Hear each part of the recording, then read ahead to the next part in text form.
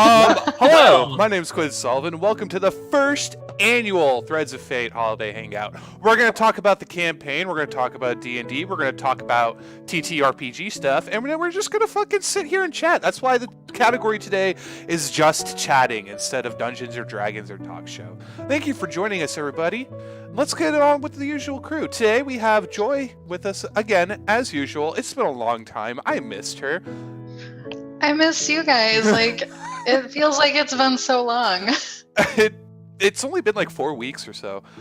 But gross. I know, right? Quick cut over to the other person who I miss. Boom, Matthew. Oh, don't call me that. Is he in trouble? What? I said quick cut to the other person I miss. You said Matthew. Oh, I'm sorry. Oh, boy. Christmas sucks. I love you, man, but yeah. I may be wearing a Santa hat, but I have no holiday spirit.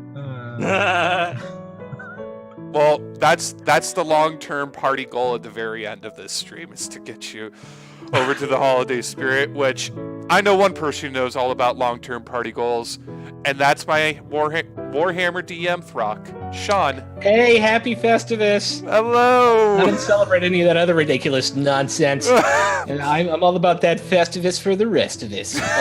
Yeah. And then, of course, my fellow DM, my fellow hungerer of death, his blood knows no bounds. He is known as Jacky Sean, but on the internet you know him as Death by Mage. Howdy, everyone. I've been getting a lot of deaths this past week. It's been great. Murder. You've been getting death threats? Oh, no, not death threats. No, I just come onto a game. stream and then people die. Like, characters just die. It's been great. This whole past week and a half, it's just been, I go on a stream, as soon as I come on, a character just happens to die. It's been great. Come on to the Warhammer game Sunday. Oh, no, you don't have to do that. Come on to the Warhammer. Yeah. I'm still paranoid about that fucking, like, Duke dude. Like, One like, crossbow bolt to the chest is all that. That's all it takes. Yeah, one shot from a dude. Roland is a fart away from dying. Yes. My Warhammer game. Very exciting. But yeah, that's why I love those kinds of games. Death is very commonplace. yes. Yeah, no, in Warhammer, they reward you for your death, guys. Yes, they do. They give you 500 XP, Yeah. which is the way you level up through the game, and you just sort of just have all this bonus XP if you die in the right way. You level up by dying. Yes, pretty much. It's the Warhammer, the original roguelike. It is the most original roguelike RPG. It's like, you actually get more from dying than actually living Yeah. and surviving. Yeah, but also the great part about that game is the character creation. Oh man. Yeah. If you roll for everything and get bonus XP, I had no preconceived notion of what I was going to make. I just saw Warhammer and I was like, I like it, I'm in. And when I did, I came out with a human huffer who I would never have played, just a dude who rows a boat in my entire life. And You're now a river ranger. You're downplaying your own skill set. He is a ranger of the rivers. I kind of I thought, you see, I read the River Warden more like that. So I kind of see him as they're Han Solo they're river style. cops. They're River like cops. Yeah. Gotcha. Yeah, Okay. River wardens are river cops. All right. Huffers are river rangers. Yeah. Gotcha. Okay. I think I understand it more, but I still would never have Yeah. played a ranger. And then Okay. boatmen are guys who row boats. That's what it is. Yeah. Okay. And then I got into it and I was like, man, I'm really oddly attached to this character now. Yes. To the As it Make should death be. even that Oh, much good. worse. Dinner was delivered for the family. That's nice. Oh, num. nom What'd you nom get? nom. Ordered some pizza from Marco's. Oh man, Marcos. Oh, Right on. I ordered some Jamaican food today, and I was so happy. I had some leftover Copeland's eggplant parmesan for dinner. What is Copeland's? Copeland's is a like New Orleans style restaurant. That sounds like a southern thing. You have New Orleans style restaurants? Oh my god. That's the Yeah, one thing oh. Boise is missing. It's missing Yeah. Cajun food. you New know? Orleans is it is a capital of food, and I fucking love every bit of it. Yeah, The both one of my time I went- housemates are from, well, one of them's from Abita Springs, which is right across Lake yeah. Pontchartrain. So I don't Mhm. know. I Yeah. love everything about that city, the culture, Yeah. the jazz. It's I could eat beignet all day. oh my god, right? Yeah. What Well, is it? It's I a will pastry say- with sugar in it. Fucking eat it. All right. You Sorry. mean it's delicious sugary air? I forgot to mention who is not joining us today. Of course, it is Carrie, Adam, and Stinky. They are all not feeling well. Stinky is dealing with a move right now, so that's their scenarios right now. I hope you guys feel better. I see them in chat. So, but this is all super carefree. There's no layout, so if you want to drop in, drop out of the Zoom call. If you're not feeling well, if you just want to chat and chill, guys, come in and hang out. I think next year we'll tie this in with some sort of charity and maybe do like a fundraiser with it. So, like maybe do it like a to write love on our arms, or like a Oh, I see That'd be Adam's in the awesome. chat. yeah, something to Yeah. get everybody in the holiday spirit. We'll do some, Yeah. but this was all super last minute. Yeah. But Oh, you know what, folks? If you're hanging out in chat, I have some dice to give away, so let's give away some dice. I guess we're giving away dice, guys. Some dice. Oh, Adam, since you're in chat, you will want this book for your campaign. You want this book. Oh boy. So what is it? it's so- Is it a 5e just world setting? It's a complete campaign setting for D&D 5th edition that uses everything from Norse mythology. And I mean everything. Oh, so even Like, like I've been watching go the shit out of through- Vikings recently, so Well, I think you I'm an can- expert on you Norse actually have mythology. lore for the 5 realms, including maps and everything. You have Oh, details, interesting. and you have NPCs. You have character hooks, adventure hooks. There's also encounters, and there's a campaign for level 1 through 15 for new people who have never No delved way. into Norse mythos.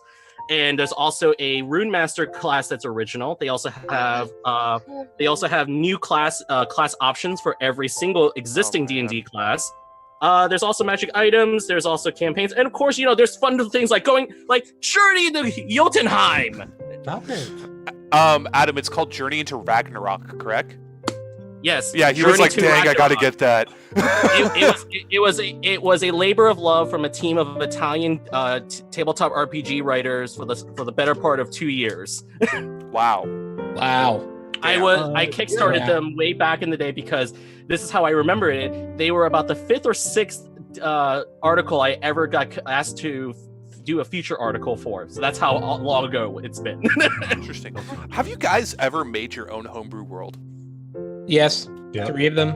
Okay, 1, why, and then 2, how? Because you I have a want to problem go with first? mine. It's like I love super low magic settings. Like I love Game of Thrones. I'm reading First Law right now, and I'm kind of loving that as well. Yes. Okay, it's my first time reading it. It's really good, and I love the morally gray characters that are associated with it. Yes. And then I already mentioned Game of Thrones, and then Conan, sword and sorcery type of stuff. Even though that has a lot of mythological aspects to it, not a lot of magic so far from what I'm reading. I never watched the original Schwarzenegger movies, but I feel like every time I try and implement D&D into a low magic setting, I get pushed back down. Because What do you mean push back down? Well, I mean, I want to implement other classes, and I don't want to restrict players. So Yeah. it's like every time I create something, I feel like I have to implement the sorcerer. I have to implement the wizard. I have to implement the bard. Nah, and the babe. cleric. No, babe. No. No. So No. I don't think so. It's your world. They just gotta play in Do it. what you So what want. you gotta do is find players who are cool with that, right? And maybe your group wants to play high magic, and so you have to do high magic, and that's fine. But you gotta find if you want to do low magic, you should find a group that wants to do low magic, right? Be like, there's not gonna be any wizards. We're not gonna ever have Wish cast in this game. It's not gonna happen, right? Right. Well, the way I implemented Yeah. wizard was I was thinking like, okay, there's one wizard. It's like a Merlin character.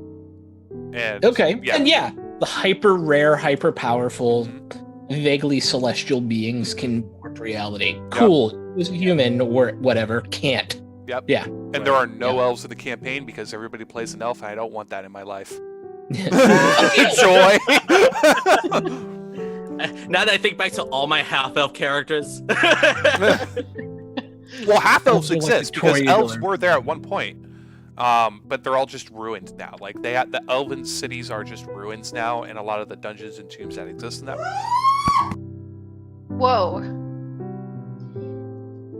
Ladies and gentlemen, My brother's we're weird. here live for breaking news. I need to see if he's okay. But Matty, why don't you talk about your D&D world? Because I know you did it once. If not, Sean, you talk about yours. But I'm curious to hear what Matty has, and I'll be right back.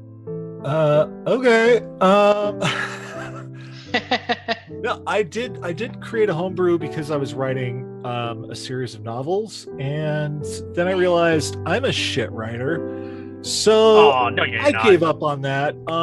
But I still created the homebrew world, and it was a lot of fun. I think the most fun aspect of it was that I literally started with the gods, and how they created the world, and then just kind of filled everything in there from there. So that was fun. I like to keep a tight mythos, though. I went the opposite did way. too. I did too. Oh. Yeah. Because for me, the big question was, are there really even gods, or is the church just lying to everyone? And where does divine power really come from? And so mine was very low to the ground. It still was like high magic, essentially. But it was a very low to the ground sort of thing, right? A single province that had been cut off from the entire rest of the empire for some effed up mystical reason. And why was that? And what's happening? Yeah, I have a monotheistic religion in mind, and all of the cleric domains, because I love clerics, I had to implement them somehow. Are revered as saints at some point. So there were clerics beforehand, but they rose up to saint figures by That's the god super Heda. cool. Yeah. So Saint Glorion is the Arcana domain, saint of magic. He wrote the first law for magic, which says magic is meant to serve man, not rule them. Very Dragon Age-esque, which, oh my god, Dragon Age 4! Yes, We'll hype for see. Dragon Age 4, folks. We'll see. Did you not like Inquisition? I liked Inquisition just fine. I am concerned that BioWare is no longer anything close to BioWare. That's a reasonable concern. We'll see. Yeah, Andromeda was not that good. As Well, to somebody be who fair, though, loved Mass Effect. Well, to be fair, though, Andromeda was done by a smaller studio in Montreal as opposed to the Edmonton branch, who is the main branch who does most of the actual franchises. So you can't blame them. I mean, It's like what happened. Go ahead. It's like what happens with It's like what happened with the Borderlands pre-sequel. They pushed it to a smaller office in Australia, and then look what happened after that. Same thing happened to Montreal. Same thing. Yep. They all closed down, which is the spoiler alert. Okay, we're talking video games, so we all know Matty doesn't play video games. You just see his eyes. Yeah, glaze he's over. just like, blah, blah, blah. Thought we were going to talk about tabletop RPGs. Well, okay. So I want to take a moment to describe. So let me take a moment to describe my homebrew setting, because it's like the most convoluted mess ever possible. But it is. I love my child. I love convoluted messes. Go on. So when I was designing my homebrew setting 10 years ago, I decided, okay, I wanted to make it really big and important. So what I decided to do was I wrote this giant mythos about how it is the center of the multiverse. So it is actually literally where all the deities before, where you find in common settings like in Forgotten Realms, Eberron, like more like all the major like racial deities all came from there. So like the gods, so like Corellon came from here, Moradin came from here. All the deities have been born here at one point or another, but they were basically not deities; they were just super beings. And then when they left their realm, they were treated like deities because of how ridiculously powerful they were. And so the only thing about that my realm was the fact that I had at a certain point in the timeline, time was forever fractured. And so I decided to have my way in having any kind of genre of style of role-playing games, whether I want like this Mad Max style low magic setting, or I want this high fantasy, Final Fantasy level of game. I decided to feature it all in my own setting, but with the fact that time's splintered and you have parallel concurrent timelines running all at the same time. Yeah. So I have written 15. I have lost my sanity long ago. My Jesus. our Fate game, the Big Eyes Small Mouth Fate game that we've been playing Mhm. since 2011. We have each arc on its own timeline, and all the timelines are converging in the third arc, which is what we're doing right now. And it's Oh, wow. pretty freaking cool. fun. I'm having a super good time with it. I'm gonna be really sad when it's over because the third arc is the final one.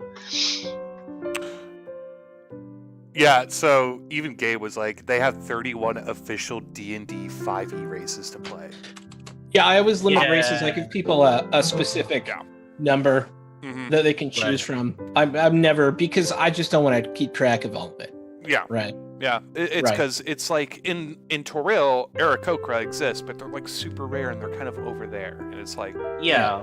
I appreciate always that write that D&D. I appreciate that a lot of the writings in the 5e modules are like, ask your DM if it is okay to play this, because that gives the Yeah. the power back to the DM.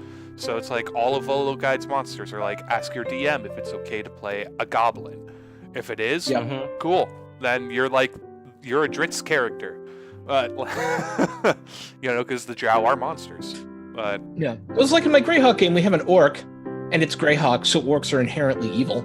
But we have one, right? And that's totally fine. Because they're the one, we are one. Anywhere. Right. At all. Yeah.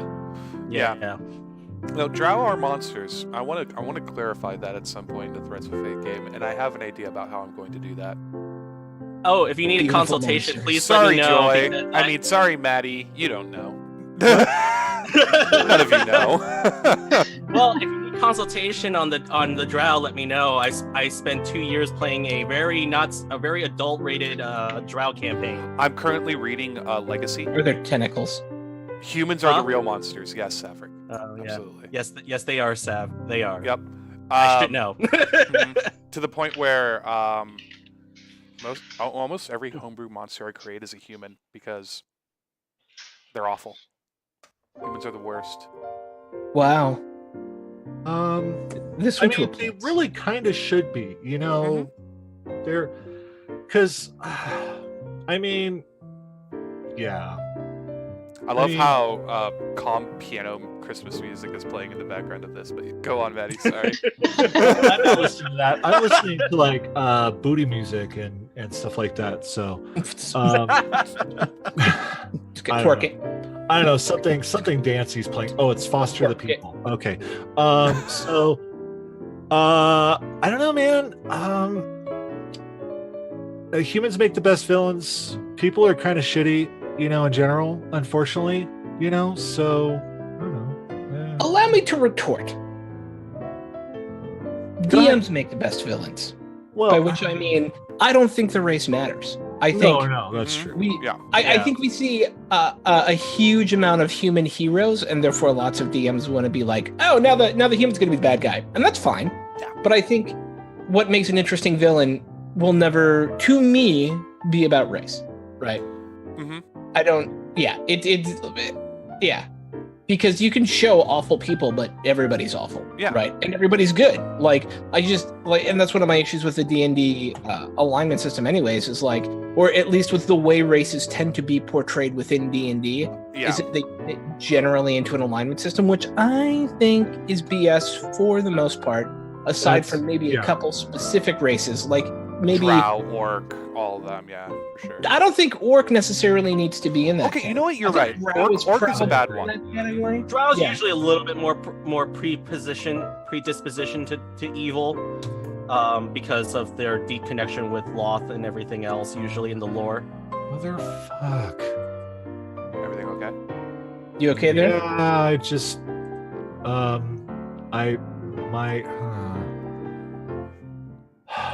trying to fix something for my husband. Sorry, Oh, folks. Zombie Knight. Ah. He said he plays dwarves because they have beards, which I can't grow, and I totally agree. So, See, dwarves are I- my favorite race. Yeah. I love dwarves my are always dwarf fun. character so much. not enough. I don't see enough dwarves in any streams whatsoever, and I love them No. so much. Dwarves are like the most underappreciated race, and I made that observation about that on streams for a long time, and nobody still listens to me about it. Mm-hmm. Dwarves are best.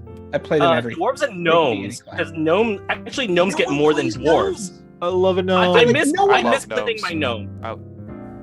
I mean, to be fair though, my last gnome. Yeah.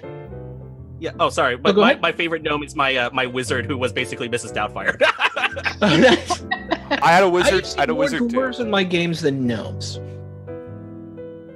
Yeah. You can't think of a single I do. gnome? I can think of one, and they're in the game I'm running right now, and that's There you go. yeah, and that's the only one. Like in any game that I've run within the last 4 years. Yeah. One gnome.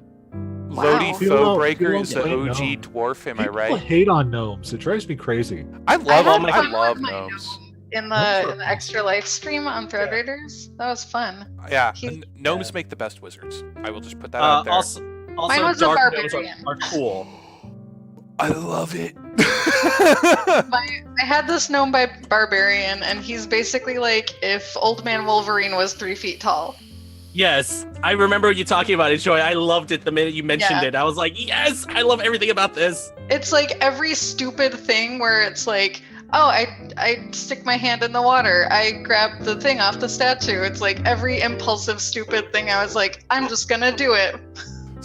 So for everybody who just joined right now too, Matty said we're going to be doing a dice giveaway sometime, but I'm going to make it at once we get 20 viewers, and every 10 after that we will give away dice. Why not? Because I am thirsty and I want views. Tell your friends. Tell your friends, tell your wife, tell your husband, tell your partner, tell your cousin, tell your brother, tell your sister, tell your mother, your father, tell everybody. We're giving away I dice. told Facebook, maybe my brother will show up. I there you go. Oh, there you go. Yeah, he may get some dice. I have a extra life dice I got from RTX a long time ago. I love my novelty D6s. They're my pride and joy. They're great. They like, are.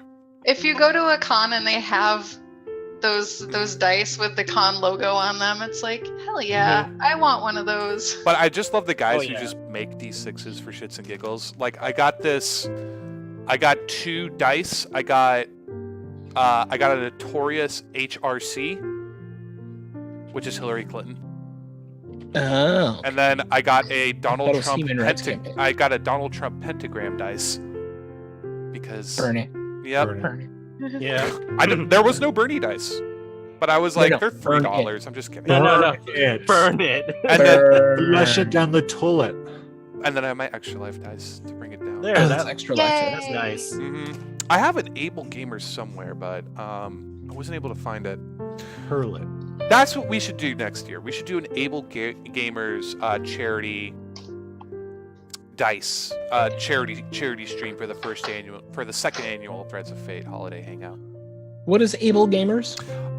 They are primarily a video game charity, but I think they just got into tabletop games that center around disabled gamers and making games more accessible to them. So Okay, cool. I want to say they're responsible for the blind dice for the blind. I could be pulling it Okay. out of my ass though, but I feel like that's right. Got it. Thank you. Yeah, Throck found it. A Shadow Dragonborn Hexblade. Yeah, that always sounds fun. I miss actually role-playing as dragon characters. I mean, I had too much fun doing that in D&D 3rd edition. You could play as dragons. I miss doing Oh, those. Yeah. You could play as dragons. Yeah, well, back in 3.5, everything could have character classes. So you could play as a dragon with character classes, and they had it in the Dragonomicon. They actually had rules on how to play dragon characters with character I classes. love the Draconomicon. I was like, just reading the Dragonomicon like a It's couple one of my hours ago. Yeah. That's one of my favorite D&D supplements by far none, because they actually didn't just do like mechanics. They actually spent like a chunk of the lore covering like biology for dragons. And I'm like, I love this. And they Yep. even cover flight patterns and how wingspans work. I'm like, the this is anatomy part is so much like I was reading it like I'm so glad that I have this book. yeah, The it was one of the anatomy. few 3rd edition books I was like, I must have this book in physical print, and very few others I've ever done. I will say I I will say to Carrie, she wanted to create a Dragon Rider character, and That's doable. it is. I thought about it, and next Threads of Fate season, maybe. Maybe we'll get to that. Maybe we won't. She'll never know. That's so Dragonlance of you. There's plenty of there's so many references in Dragonlance and also in the Dragonomicon. So why does why does everybody love Dragonlance? I am trying. I was just about to say it's not one of my favorites. I was trying to read Autumn of Dragon Twilight, and I am starting to understand why people loved it. But it's like In the Name of the Wind. It's not sucking me in. Oh, I love Name of the Wind. Oh, I love that. That's my favorite magic system in any fiction anywhere. Yeah, and the sympathetic magic that is in that. I'll have to read it then. But I read it, and I'm trying to. It's like I understand this is a good book, and I understand there's something wrong with me when I read this. No. People like what they like. There's nothing wrong with you. Oh, I don't dislike it. You can't like everything. No, I don't dislike it. That's the problem. It's just I'm really trying to get into it. Yeah, I mean, to be fair, I really like what is, if this camera will focus, there we go. It's the cover's white. I can't help that. The Summoner series, and I love this, and I will tell you, not a lot of people like it, and it's one of the few systems of Magic that it was like, okay, I enjoy this, and I actually like the system of worship because it's technically one deity, but it's 6 facets of the same deity, and it's very matriarchal in its writing. So I'm like, I love this. But it's just one of those things. We always like things for what we like, but I'm always willing to try something different. Same. Yeah, I read the Dragonlance novels when I was younger, and they never. Yeah, I mean, like everyone said, Soth is cool, Racing is cool, but these are also the books that brought us the freaking Kenders. Okay. Yeah. I've never read the books, and I've heard bad shit about Kenders. Okay. Worst race ever created in all of D&D. What are Kenders? Every time they're awful. Even Matty. No, they're fucking awful. Like, I mean, I hate Kender with a passion. What like, is it? So bad. It's basically like a kleptomaniac halfling. Yeah, give a halfling an 8-ball, right? And then maybe give a little bit of alcohol on top of that, and then another 8-ball.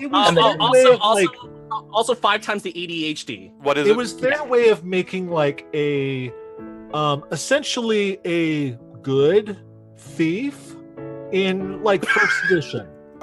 Kender, to respond to the question on chat, Kender are halflings essentially, except they're way more steely and super awful and like high energy, but in like all the wrong ways. And like they're like, if there was a chibi version of a halfling who was a kleptomaniac, that would be what a Kender is. Pretty much. Okay. But with the top knot.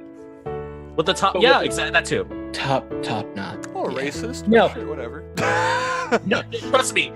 Like, even in the 3rd edition mechanics, they actually go into in-depth about their kleptomania and their hyper energy ways.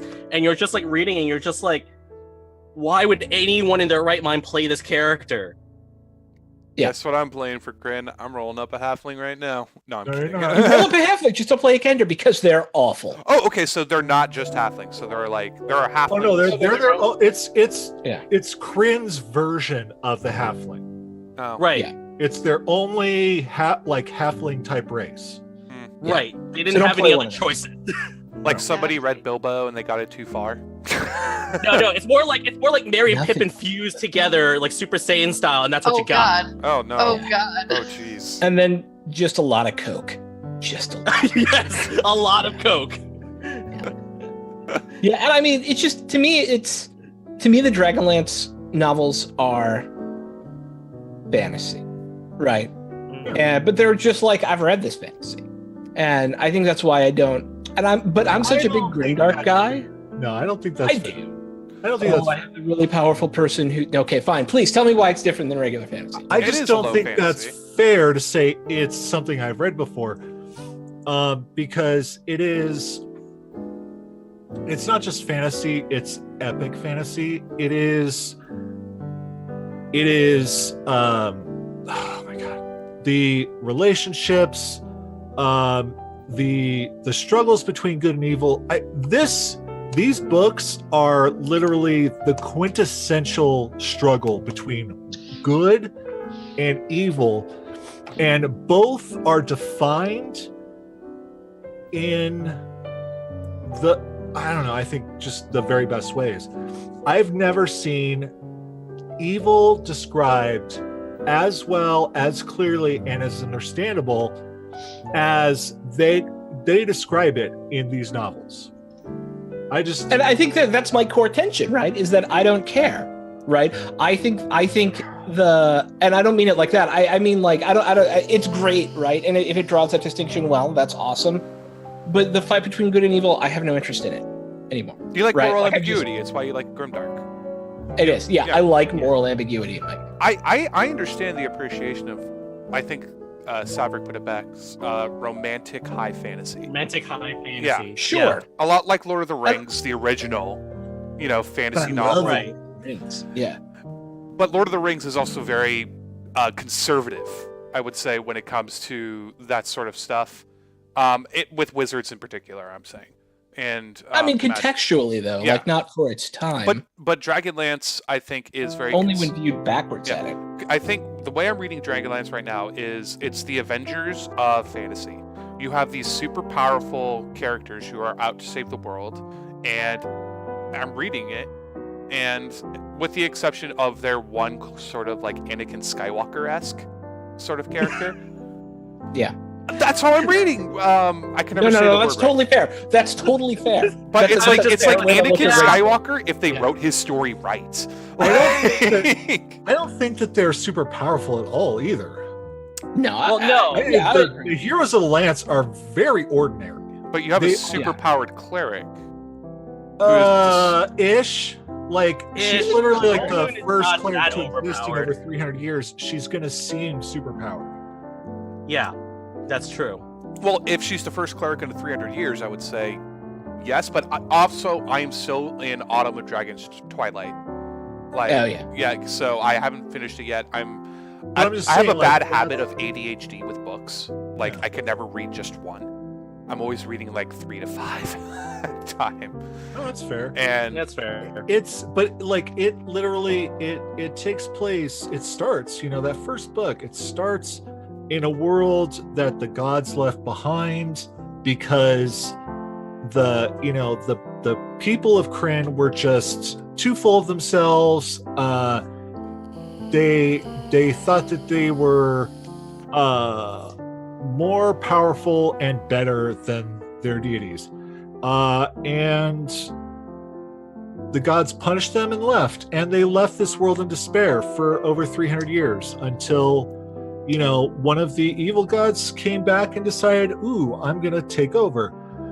And, then you start this whole thing. I think it's, when you go back in time, when it was written and when it was read by me and stuff like that, and all the fans, it was unique and special at the time. I think nowadays, it's not. It isn't. It doesn't. It's a model that a lot of other games or a lot of other novels have taken. But there's a lot of things that are modern sensibilities. We look for something that's really different or really that has that just something. I think it's a classic setting. It's a classic story. It's the hero of 1,000 faces, is what you're saying. I think it's beautiful, Yeah, and let me I feel like I over insulted it in my zest for saying why I think it's not my cuppa, but it is good fantasy, right? It's just not my fantasy. I think it has a great world mostly, and I think the main characters are pretty neat. Again, mostly, other than the Kender. And other than that, I think there's a lot. I think it has a lot going for it. And when it came out, I read them when they came out too, and I did enjoy them. But I feel like I've found my personal Jesus since then. Sure, and that is, and you're like so many other people that they their sensibilities changed as they get older, or and there are those of us who, yeah, we like the new stuff too, but oh man, let me go back and You want some classic Tolkien and good read. versions. I read Lord of the Rings once a year. I make sure to read Lord of relive the some Rings. of that magic, That you with know, because Dracula. it's a beautiful story. It is really epic fantasy at its highest in a D&D setting. You know, it is take the Lord of the Rings and plop it into D&D, like straight Dungeons and Dragons. Boom. You know, like that's Dragonlance. It's fantastic. Yeah. I'll give Dragon. I'm not dismissing Dragonlance. I'm definitely going to finish it. I'm on the path of finishing it. But also like I enjoy Game of Thrones. I enjoy the first Law trilogy so far. Like I like low fantasy magic, but I like Game of Thrones for the political intrigue and a fantasy world. And it is fantasy. A lot of people say like, "Oh no, it's medieval." It's like, "No, it's fantasy, dude. You trust me." It's War of the Roses, right? No, Like, it is yeah. essentially, yeah. But like it's medieval fantasy. With It dragons. is like with dragon, and that's where the Yeah. fantasy comes. Yeah. So I think it is. You got your chocolate in my peanut butter, and I way got too my much butt sex. chocolate, and Okay. way too much butt. Oh, sex. you're watching. Well, I You're do- watching the show. I No, like I the don't show watch better the than the show. books. I That's think why the I don't books watch take it. too long to get to the point. I don't think he's that good of a fantasy author, and I'm going to say it out loud. I think you took over for him. I'm not I don't gonna, care. I'm not gonna lie. The fact that I had to read several pages about a feast was really unnecessary, and I thought it was really you could have condensed it to a paragraph, and I would have been happier. Yeah, I he look was at trying you, to Robert Jordan. Tolkien. Like Yeah, I You're am. great. Robert Jordan, fuck you. But one Four last- chapters about camping, Robert Jordan. What is wrong with you? but one last thing about I know you're Dragonlance dead, before- but before Jesus Christ. we move along, is and this is my advice, Quinn. Like definitely read the Chronicles. Read all three. They're fantastic. After you read the Chronicles, read the Legends. Okay? Read the legends. Legends. Oh my God, those were epic. Those were Well, so Legends was- good. Oh, Legends did help a lot because the thing is, if you're reading all the original text, there's a lot of like traditional fantasy tropes that are implemented in there versus in Legends they actually start Margaret and Tracy really started breaking them down and started actually pushing the envelope of what is conceived as traditional fantasy at that time. And that's one of the reasons why like characters like Raistlin and Soth are like actually more memorable than every other character. Yeah. Because every other character did go through character development, but in a way where it kind of felt like more like the passive, versus Raistlin and Soth, and I want to say a couple of the other minor characters actually got more progression than most of the major characters like Huma and Goldmoon, because even Goldmoon got like the least amount of development. And like, so bad. You like know? I was surprised. Like I would like when you're reading the first novel with Goldmoon in it, you're thinking to yourself, "Oh, she's gonna be top dog in this entire story." Like, nope. Nope. If Goldmoon was a dude back then, yeah, probably. It's nothing against Tracy and Margaret because they're fantastic, but it is just like it's that character should have been like You would think. the one of the pinnacles of the novels, and it just doesn't. It never happens. No, but the reason is because the fan base changed too, and yeah, like just like Sav just pointed out, like Kitiara got the most attention because you know why? She was actually awesome. Like she actually did things. She was proactive as a character. She destroyed all the traditional tropes. She also and then not to mention you had Soth pining for her, which is why as fans love Soth, they were like, all right, we're gonna go with Soth and we're gonna follow this bandwagon and see where it goes. I just saw the Black Company books and I love the Black Companies so much. Oh yeah, Black So Company good. books are great. It's so good. They're It's so a really good. good. So good. I think I'm gonna read In the Name of the Wind next and really get started on Okay. the Killer Chronicles. If I may, wait until the third book comes out. Because Yeah. as someone who's read the first two books and has now waited years for the third book to come out, Uh-huh. I'm just getting bitter. And you'll be happier. You see, everyone's then- like that with and- Game of Thrones too, though. So Yeah, because F that guy. Sorry. I'm not gonna. Okay, let's get it this way. the modern reader now has changed from like the classic ways that fantasy writers have done in the past, and the problem is that right now everyone is getting really tired of all these long-winded like diatribes. It's like, look, get to the point so we can continue moving forward. We understand that there needs to be some exposition, but make it meaningful exposition. Don't just throw us 5 pages of here's the details about a feast. Okay, how does this relate to anything? Absolutely nothing. Yeah. Then why am I reading this? Yeah. Though I'm curious. I'm really curious here, because we're talking about books, we're talking about novels and stuff like that. Joy, you're a big fan of the Forgotten Realms stories, right? What were the novels that were quintessential to you? The Elf Song series. You remember this one, Joy? One of the earliest ones?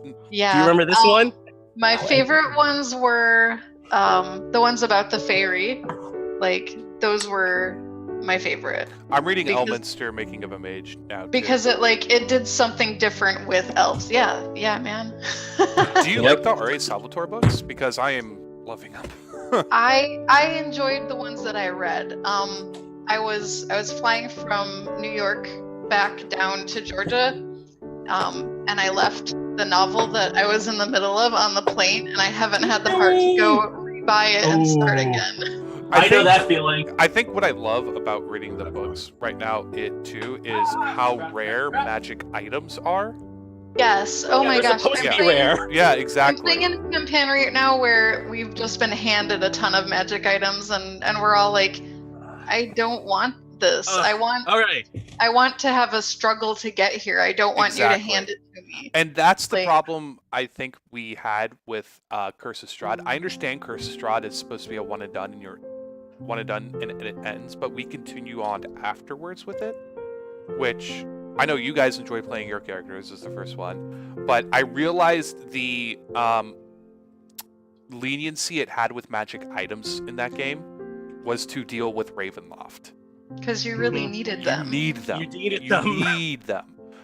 But now that you're in Faerun, it's like I can't reward them with just magic items. Like I love the magic item chart in Xanthar's. As much as I hate like some systems in 5e, like the CR system, which is just garbage, I hate it. That is the one chart I looked at, along with all of the uses for proficiency and tools and what they could be used for. And I read that and I was like, okay, next season, once we get into it, this is the struggle for you guys to go on forward to. If I may, You may. Strongholds and Followers. Colville's book just came out, and to me, it is exactly that, right? So if you remember like fighters in 2nd edition, I was doing some research on a video I'm doing about converting 2e to 5e. And if you look back at 2nd edition, right, one of the big things you got were like cadres of dudes or a keep. And a lot of that has fallen aside. And I feel like those can be just as cool and far more interactive than a magic item, right? I'll share my PDF with you. Also, that book is amazing. It's a great system. I love it. The best level 6 to 11 bad guys I've seen in a book. Yeah, exactly. And once we're done with our sort of typical hero's journey with Threads of Fate Season 1, I think we're going to go to that system. In the Forgotten Realms. Not necessarily maintaining and taking care of the stronghold, but just sort of the world of the quest to get magic items and how truly rare they are. But Joy, what do you want to play? Your dream characters, all of you. Let's say next season of Threads of Fate, or just in general in e-campaign, what is the character you want to play right now? And we'll start with Matty. I think it can't be a character you're currently playing.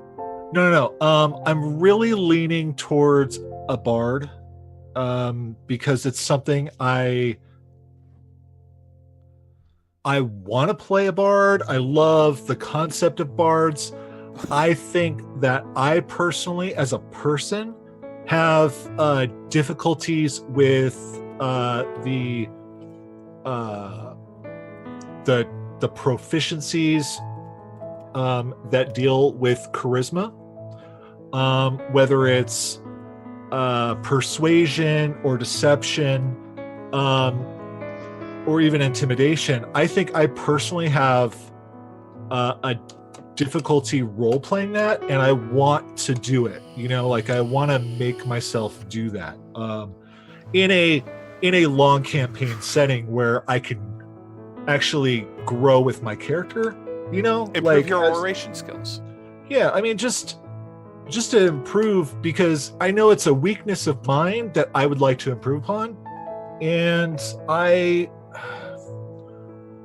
love playing a spellcaster. I just love it, so... And I love bards for the simple reason as they're, one, super rare in Toril. Two, their magic is innate. They do not have to use their musical instruments. They have to use a focus still, but they have to... But it doesn't necessarily have to be a musical instrument, which is why... they could sing or, orate or whatever. Orate, which is the I had the idea of a dwarf con man bard. He's a bard with a charlatan, background who got kicked out of Mithro Hall after Battlehammer was like, this guy's a problem.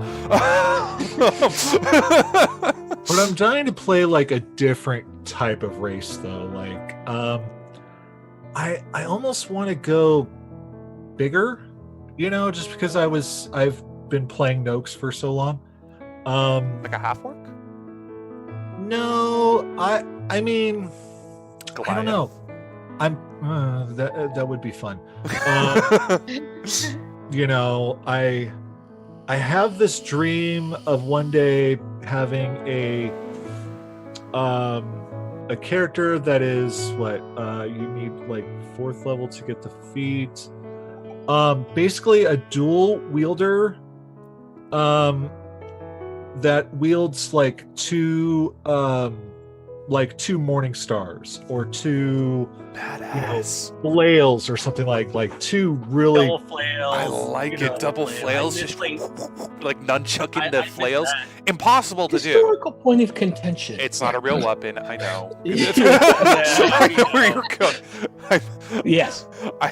They're not real. Yeah, exactly. Yeah, they're not real. I minored in history. I know they're not real, but still, they're fun. They're a lot of fun.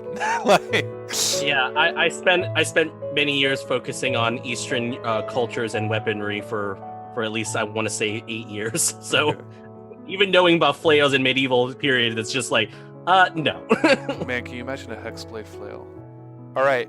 Yes, I can. Yes. But I mean, really, I know the flail would be interesting, but 2 morning stars, come on. That would be bitchin' as fuck. Like a Goliath, like wielding 2 morning stars. I want to do that someday. So. God, I mean, 2 morning stars even during medieval like period of times is terrifying. I know. 1 morning star is fucking terrifying. Already bad. I had this friend who, his dad was a medievalist, and he had a bunch of medieval weaponry in his house. And yeah, a morning star, 1, extremely heavy. 2, no joke. When you really put it into context, you're like, your head was crushed and you died from this. And it was punctured. Yeah. It's the most vicious weapon you could possibly think of. I like a war pick. War picks are good. War picks are great. I enjoyed playing my Warpick gnome fighter years and years ago. That was so much gnome fighter. I love it. What about you, Joy? It can't be Maggie. It can't Oh be man, I like playing stuff that I haven't really played before, and I've made very few characters in 5e because I only recently came over from 3.5. So there's a lot of stuff that I haven't done. I like playing a different race, a different class that I haven't done before. Or sometimes I'll just go on to who the fuck is my D&D character and hit generate. Be like, I'm doing this. That's how I have made like 3 or 4 of my characters for home games that haven't started happening. I've created a chart where you roll for characters. Yeah. So you roll for race, you roll for class, you roll for everything, and that's mainly because of Sean. Like I have so much. Because of the Warhammer. Yeah, game. because of Warhammer. Yeah. No rewards. It's Yeah. just so much fun. It's like, Yeah. oh, I guess I'm a dwarf sorcerer. Why the fuck Yeah, not? for my, Well, my Elder Scrolls Honey Heist that I made, I made a roll for your character thing, and Matty has no idea about anything of Elder Scrolls, and he just rolled, and he's like, "This is what I am." I'm like, "Cool." yep. I had the best time too. Yeah, my you God. did. You sure did. So much fun. Farik knows how to lie. Ah, I I'd have mean, to be a I cat. enjoy playing my Tabaxi bard in that one shot. I had a Tabaxi bard also in 3.5. Yeah, You I'm played- sorry, Jackie. I didn't mean to be a bitch Played it to you. in Lord 3D. Dagalt did, but I didn't. Yeah, that's fine. I was just like, this is who Lord Dagalt is. He's a dick. Yep. He's not Yeah. He's wrong, the but he's a literal dick. worst. Yeah. He's not the worst, but he is a dick. Yeah, no. He's right 90% of the time. And it's for a good cause. But Himself. himself and Mostly for it and because it's because of himself, it works for 90% of the population as well. Usually. But Joy, what is the class? What is the race? I've never played a warlock. I've never played. Sorry. Yeah. I've never As a played warlock. DM, I love hearing that. Yeah, it looks like super fucking fun. I've never played a wizard ever. I've played sorcerers, but never a wizard. I could talk days about casters. Yeah. Yeah, I don't typically play caster class. Simone is kind of atypical for me to play a combat caster. Warlocks are a lot of fun to role play. I will say though they are not a lot of fun to play mechanically. I've never I never disagree. actually played a cleric either. I've made one, but I've never played her. What? The cleric I wanna- of Mira. The reason I say that is aside from a hexblade, which is always a lot of fun to play, and I am a Pact of Chain Warlock in the Comedy Estrade game, but that's mostly because we don't have a rogue to go out and scout. So that's the reason I chose. We use the statistics for a pseudo dragon, but they're a displacer beast, a kitten displacer beast. Oh my gosh. Yeah, exactly. And he's adorable, and I love him. But they go in to do the scouting ahead of me, and they are like, "Okay, this is what I see," and they come back and relay the information. So it's a purely utilitarian class.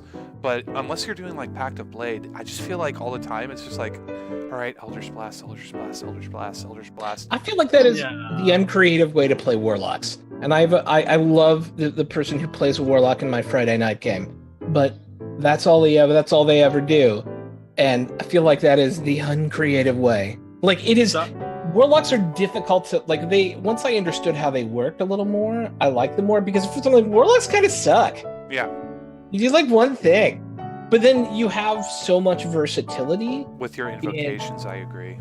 Yeah. Yep. And you are a little bit of a one-trick pony with the class, but you can be almost any pony you want to be. Exactly. And You can be the war pony, the buff pony. You can definitely Yeah. be whatever you need. Oh, yeah, I can't wait till we level up and I get an extra invocation because right now my invocations were just to boost up my Eldritch Blast, so I added my Charisma modifier and my range. So those are the only 2 invocations I have. But once I hit 5th level, I am stuck between Sign of Ill Omen or Mask of Many Faces. I'm not. Mask of Many Faces is better. But Bestow Curse. No, Bestow Curse is not worth it. Not the way it's written. Yeah, no. But Not the way it's written. I love it. Because the JB from Drop the Die and I have a mutual dissatisfaction with the invocations with some of the invocations that require you to spend a spell slot. Some of them are fine, like Polymorph, it's fine, but for other ones like Bestow Curse, we're it does not need to expend a spell slot. That spell is not worth it's a spell slot. Okay. All right. So I've also never played a paladin. Paladins are always fun. Paladins Yeah. fuck Gross. shit There's up. a ton of stuff Paladins are gross. that I have never done. I've been playing since AD&D 2nd edition. I always I like used to say play exclusively elves, until I moved to this state. I never played a character that was not some type of elf. Especially Oath of Redemption Paladins. They are destroyers. Like they. Oh, I know.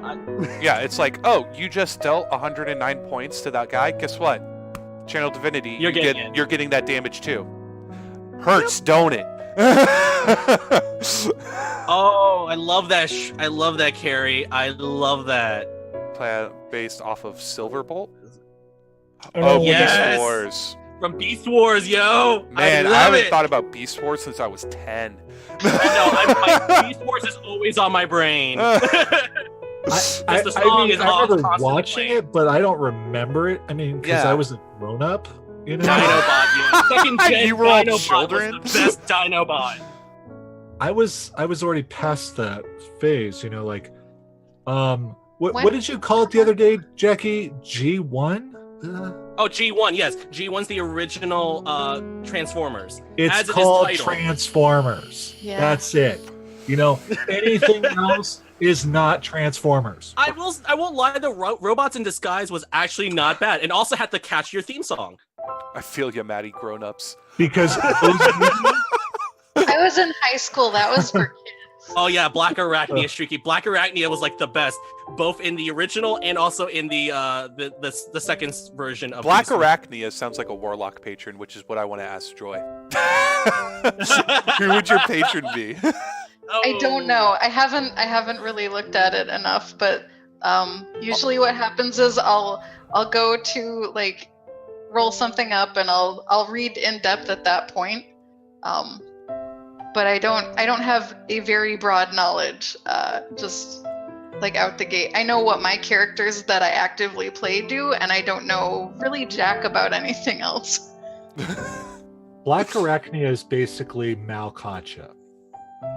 Oh, Yeah. that makes a lot of sense now.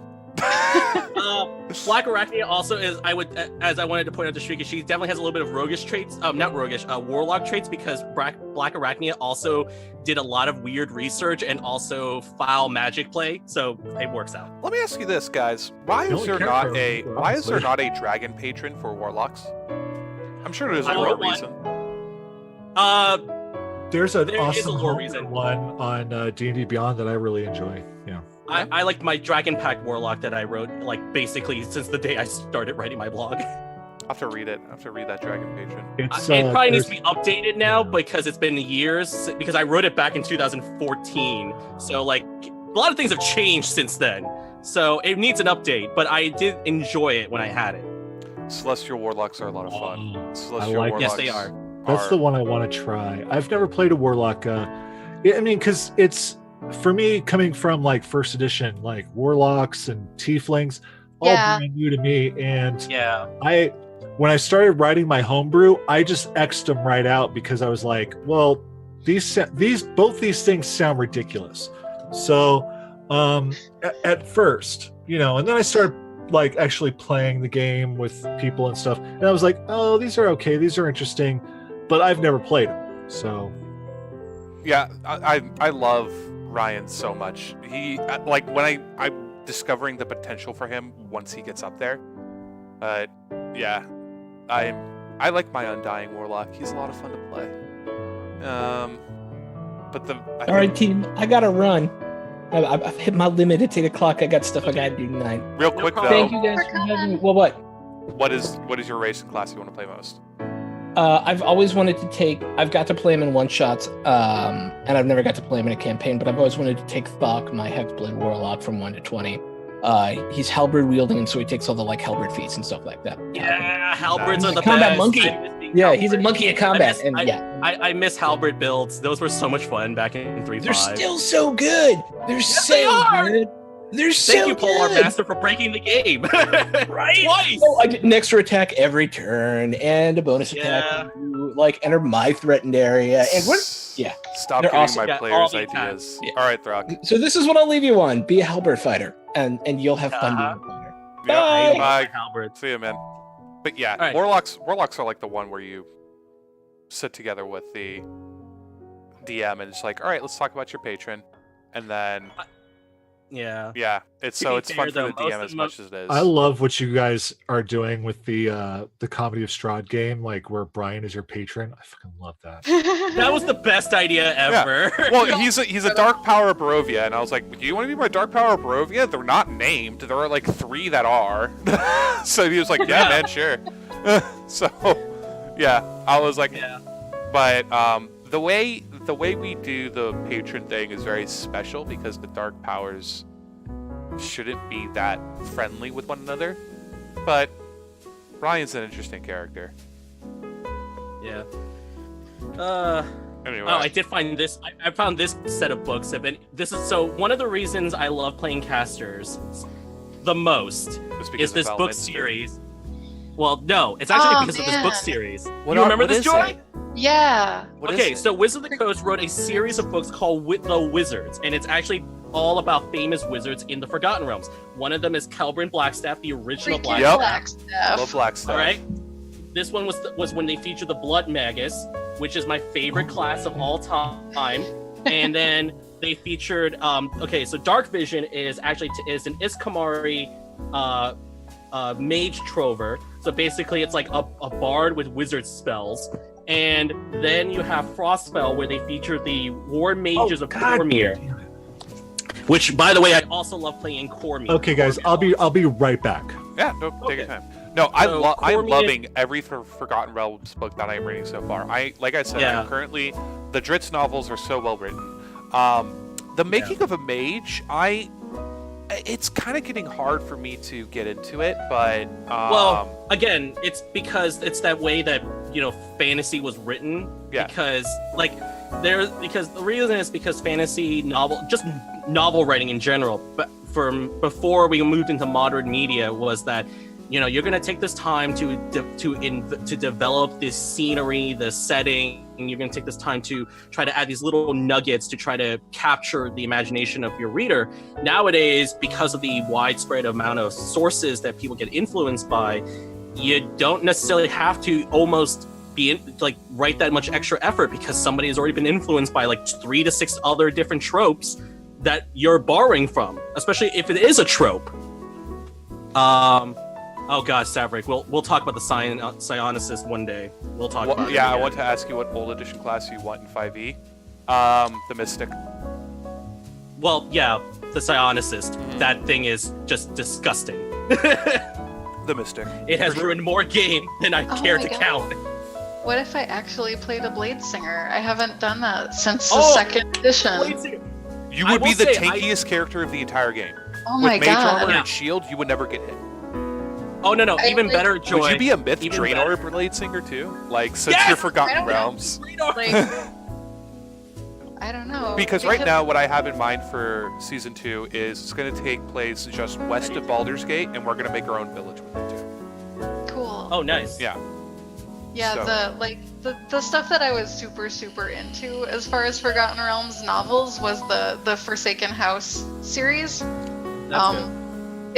I loved it. Okay. I actually played in 3.5 a fairy character who was neutral aligned, and it was in an evil party, and my character was the only non-evil character and was half demon. Okay, hold on. I'm gonna make an Evernote note here real quick. No, the UA version of the Artificer is going through some major changes, Gabe, because they already declared that from the get-go. I played the UA version of the Artificer all the way to level 20, and I will tell you that while having a +6 to all my saving throws for having 6 attuned items is a great thing, I still felt a little underpowered by the time, because especially if you're playing a gunsmith. If you're playing an alchemist, you have some options, but the problem is that the first 2 formulas, alchemical formulas you get, are with damage types that are easily resistant, or the most heavily resistant ones. So you feel just useless a lot of the time. Yeah. And I found that to be really annoying. But yeah, so it's I love Blade Singers so much, and yeah, no. If you need tips on how to maximizing that Blade Singer, Joy, I destroyed it. Maxing. If you want help with min-maxing, because I'm very good at that, and Quinn can tell you how good I am about it. Yeah, so just so you know, we're going to continue playing in the Forgotten Realms. Like I said, just west of Baldur's Gate, we're going to make our own village. It's going to be a lot of fun. You guys can By the way, create your there's a own, giant pile of books on my bed now. you could create your own, like, sort of, like, unique characters. Like, oh, yeah, he's the drunk at the end all the time, but he always has his eye out. So Yeah, I usually when build shit goes down. characters not for mechanical benefit, but for what would be fun for me to play. Right, so Right. Blade Singers I are do that. both. Here's the thing with it is going to be a restrict elves, maybe a half elf, maybe. The way it should be. Yeah, exactly. Especially in the Forgotten Yeah, Realms. so it's supposed to be Forgotten Realms, right? But I don't Yeah, know. it was originally from the Forgotten Realms. Mhm. Yes. It's like, would we do a Dale Lands campaign? That's another thing that I've just sort of thought about too for season 2. Like doing a Dale Oh. Lands campaign. You know, Shadow Dale Lands. Well, because I was talking about it to somebody the other day about the Dale Lands, because my issue is because most of the priority of the storytelling is taking place all on the Sword Coast, which yes, it's glamorous and everything, but for like especially for me and Joy, who've delved with the Forgotten Realms for as long as we have, it gets boring really fast, and especially since the Dale Lands are not even that entertaining, other than Waterdeep, Luskan, and Neverwinter usually, Yeah. and then after that The you're kind North of like, is Luskan is a lot of fun the more I read about it. yeah, Luskan's fun, but it's not really entertaining, and like you're missing. And the thing is, the problem is like a lot of the lore that dealt with after the spell play kind of ruined it for a lot of us. Okay. For certain places, like Cormyr didn't get much after the spell play. They got like this weird intrigue thing going on, which I thought was a good idea. But then the Moon Sea is no longer the Moon Sea, and Thay is just this desolate place of boring. And the Netherese are back, okay, but they're not really doing anything. It's kind of boring. So And I wanted to like- real quick though. Netherese is gone now, which I enjoy. I love an ancient ruined empire. I want to ask Joy and you real quick. What outside of the Dritz novels, what are the main Forgotten Realms books that one should read? The Elaine Cunningham series about the Yeah. Blade Singer is Yeah, like the Elaine Cunningham ones are good. Oh. Yeah. Do I have that in my Amazon list? The Avatar trilogy that Saverick and I love them very much. The Avatar series is really great because it takes place during the Time of Troubles, which is a pivotal moment in the realms.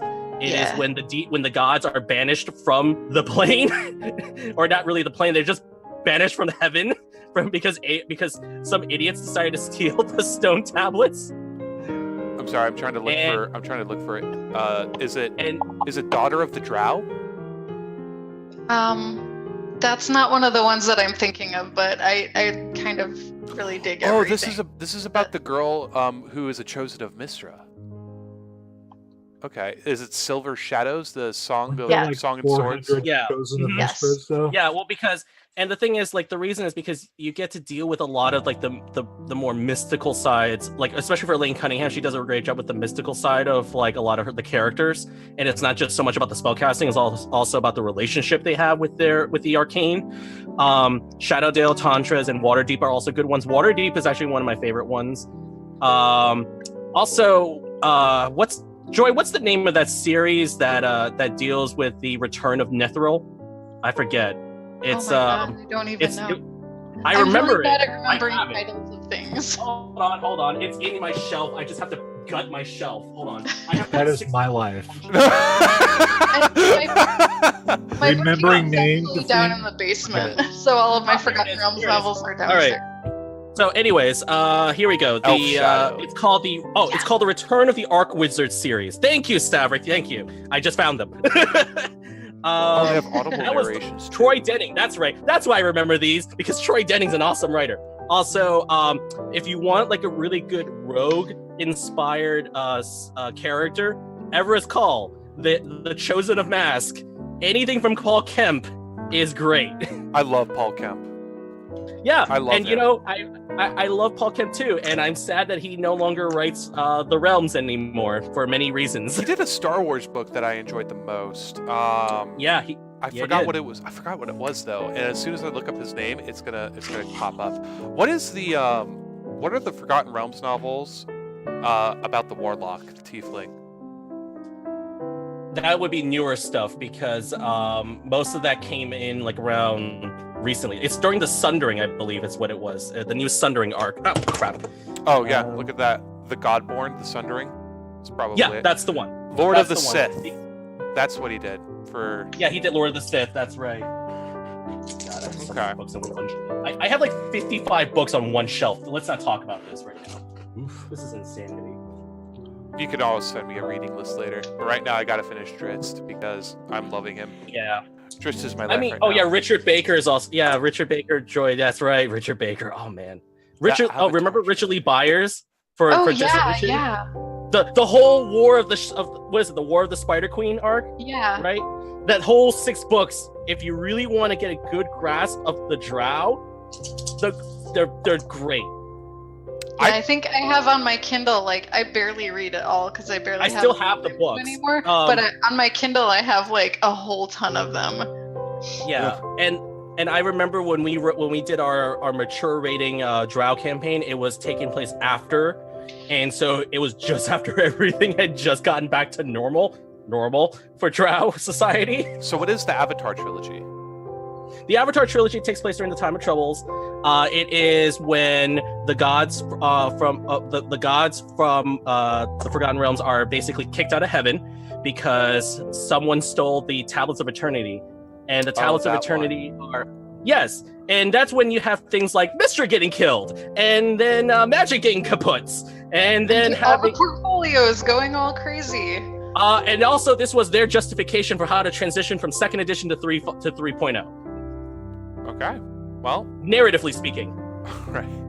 Because Mistral, the original form of Mystra, died, and then Midnight became the third incarnation of Mystra, and yeah, the 3 gods still, which is Bane, Mercule, and Baal. So Baal dies, which is why you have the entire Baldur's Gate saga, because this is after Times of Trouble, the Time of Troubles, because Baal is dead, Mercule is dead, and Bane for that moment in time was dead. Oh, sorry. Real quick, Staggering Giant is here. What's up, dude? Hey! Oh, hey, Staggering Giant!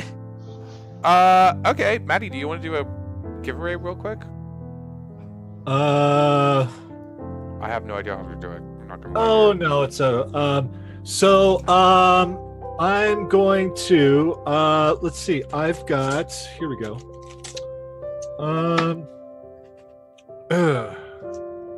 I also love Brent Weeks. We're Weeks. gonna I've heard of them. let me see. Let's This see. is a really good. This is a very good series. The Night Angel trilogy. Okay, so let Also me just very count good. this down. 1, 2. Wait, that's not a person. 2, 3, 4, 5, 6. Get out of 7, chat, positive bot. 8. Yeah, Kellamvor had a great. Yeah, by the way, Kellamvor was also a mortal who was cursed with a family, had like a family curse, and I think they all became they were all like Yeah, I'm very like familiar with entity. Kellamvor. Hold on, Oh, real no, quick. let's- Yeah, Let's throw in. Yeah. Why not? and Cyric was creepy. Okay. Oh, and the winner's Mitch. Zombie Knights. Zombie Knight! Let me die. Zombie Whoa. Knight got dice. Zombie Knight. Get some more dice. Dice. Josh Uh, doesn't count as a person. It's a person. Damn it, Josh! I'll chain him up later. I just, he's Yeah. becoming a lot of trouble. And you know what? Let me do this That's a Josh second episode. time because I've got... oh, not you, Sav. Josh the intern. Josh the intern. You're like Right. whereas Josh from Dumpstack Charisma is who we dub the good Josh. Sav, we'll dub you the evil Josh because you are the Dark Lord. Yeah, And- because you DM a Greyhawk campaign. And then Josh He's the intern is he's just DMing, that bad Josh. He's DMing Yeah. elemental evil, so yeah, you could go with evil Josh. Yeah, evil Josh. I like that. The Elder Eye is the ultimate evil. You are I the like Elder it. Eye of Josh. So we have a good Josh, we have an evil Josh, and then we And have a damn it, Josh. a good Josh. Yes, we There do. we go. And And don't worry, we will- Saverick, you will be unchained soon, and you will rise and cause destruction for all of existence. We thank you. Yes. That's. Speak of the evil Josh. Evil Josh wants some dice too. Hey! Hey! Awesome. So yeah, I will. Yeah. Send will send a DM to Matty, our good friend. They don't have to. I have their address. Never mind. Yeah, he he knows already where has you their Maddie's live. organized. He knows where you sleep. I know these people. I am Santa Claus. Damn it. He is the dice Santa Claus for tonight. I love that we have a good Josh and an evil Josh now, and then we have Josh the intern who's good for nothing. That's delightful. Yes. It makes The it all war complete, of Joshes. except the evil Josh needs to join the Discord. So, Evil Josh does need to join the Discord, which I will post a link in right now. Oh, okay. I was gonna do it. Oh, if you got it, you got it. I got it. And If I'm not working, Sav, I'll try to make it. I've been missing out the last few times. Like tomorrow, I'm missing out on Temple of Elemental Evil because I'm working again. Yeah. Oh, I love Temple of I like Princes of the Apocalypse, but I love Temple of Elemental Evil, the original, a lot more. Yeah, the original was there he is. magical. Special. It's special. Yeah. You know what, Josh, evil Josh, you need to guest on Threads of Fate one day. We gotta have you on here. We gotta put you in. Right now we got Steven from Castle Mac who's gonna join us in a couple of weeks. The other clone Manchun is still out there. The non-crazy one. Oh. No, my clone Manchun has the wish spell and it is based off Handsome Jack. Oh no. Cool. Yeah, exactly. Exactly. I love it though. Yeah. I love it though. He literally wished somebody would never been born, and he rolled a 55, meaning he was able to do it and got away with it scot-free. Which is a plus. Yeah, Which exactly. Is a plus. I am both loving and dreading the day that Malkacha's like, all right, let's go get my keep back.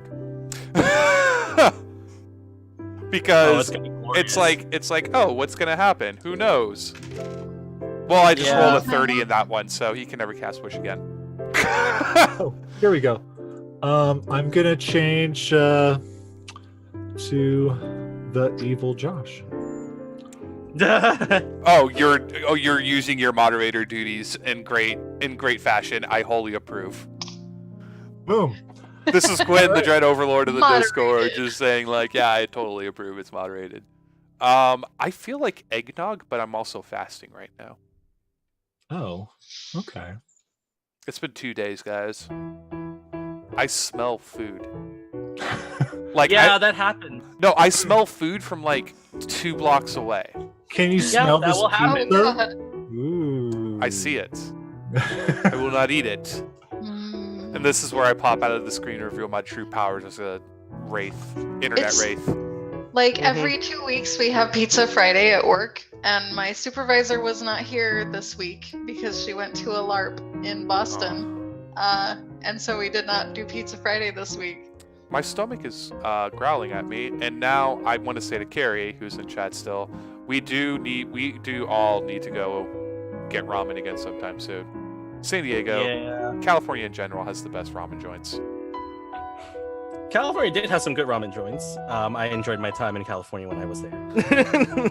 Well, you know, you do what you I miss can. going to Little Tokyo. I miss going to Little Tokyo. I used to go every I miss going to Little Tokyo and just eating all in the little stands. That was like yeah. the best Oh thing my ever. god, it was so great. You could just get food without having to go in and shop. They all had the little windows. Yeah. But shopping there was a lot of fun. Like, I'm not a shopping kind of guy, but I loved going into Little Tokyo and seeing, like, especially the bookstore there that's kind of like on the second level of the shopping center. Do you know what I'm talking about? It's a really... Oh yeah, yeah. Okay, I I remember remember. some of the stores being upstairs, but I don't remember specifically. It was almost, I want to call it like Japanese Hallmark. Oh yeah. Okay. It's It a was really like interesting... The Yeah. whole of the Bay Area has tons of Oh, great yes. noodle places. Yeah. Yeah. No, Well, Yeah, my dad lives in Stockton. I've told you this before, right? Yeah. Yeah, and so we did a trip over to SF at some point in Oakland, and the food there is so good too. If I would live in San Francisco if it wasn't so fucking expensive. as It- somebody it who is. has somebody who wrote an entire novel based in San Francisco, when I had to Zillow the Oh God. real estate there, and because I had to make it realistic, so I was Right. like, okay, what's What affordable is and the standard of living going In to be? horrible? California? Don't ask that question. Yeah. Don't ask that question. You don't well, want to know. probably really good now since entire towns have been destroyed. But See, oh, Right. There we But go. that is nice. oh shit, Yep. That came out great. I want one. Uh, Merry Yeah. Christmas, Saverick. Oh, hey, buy something. I printed a grand total of 1 sticker today, and it was one of these for my car. oh, there you go. I love that. Yeah, I love I that. no. The entire West Coast is expensive though. Like Yeah.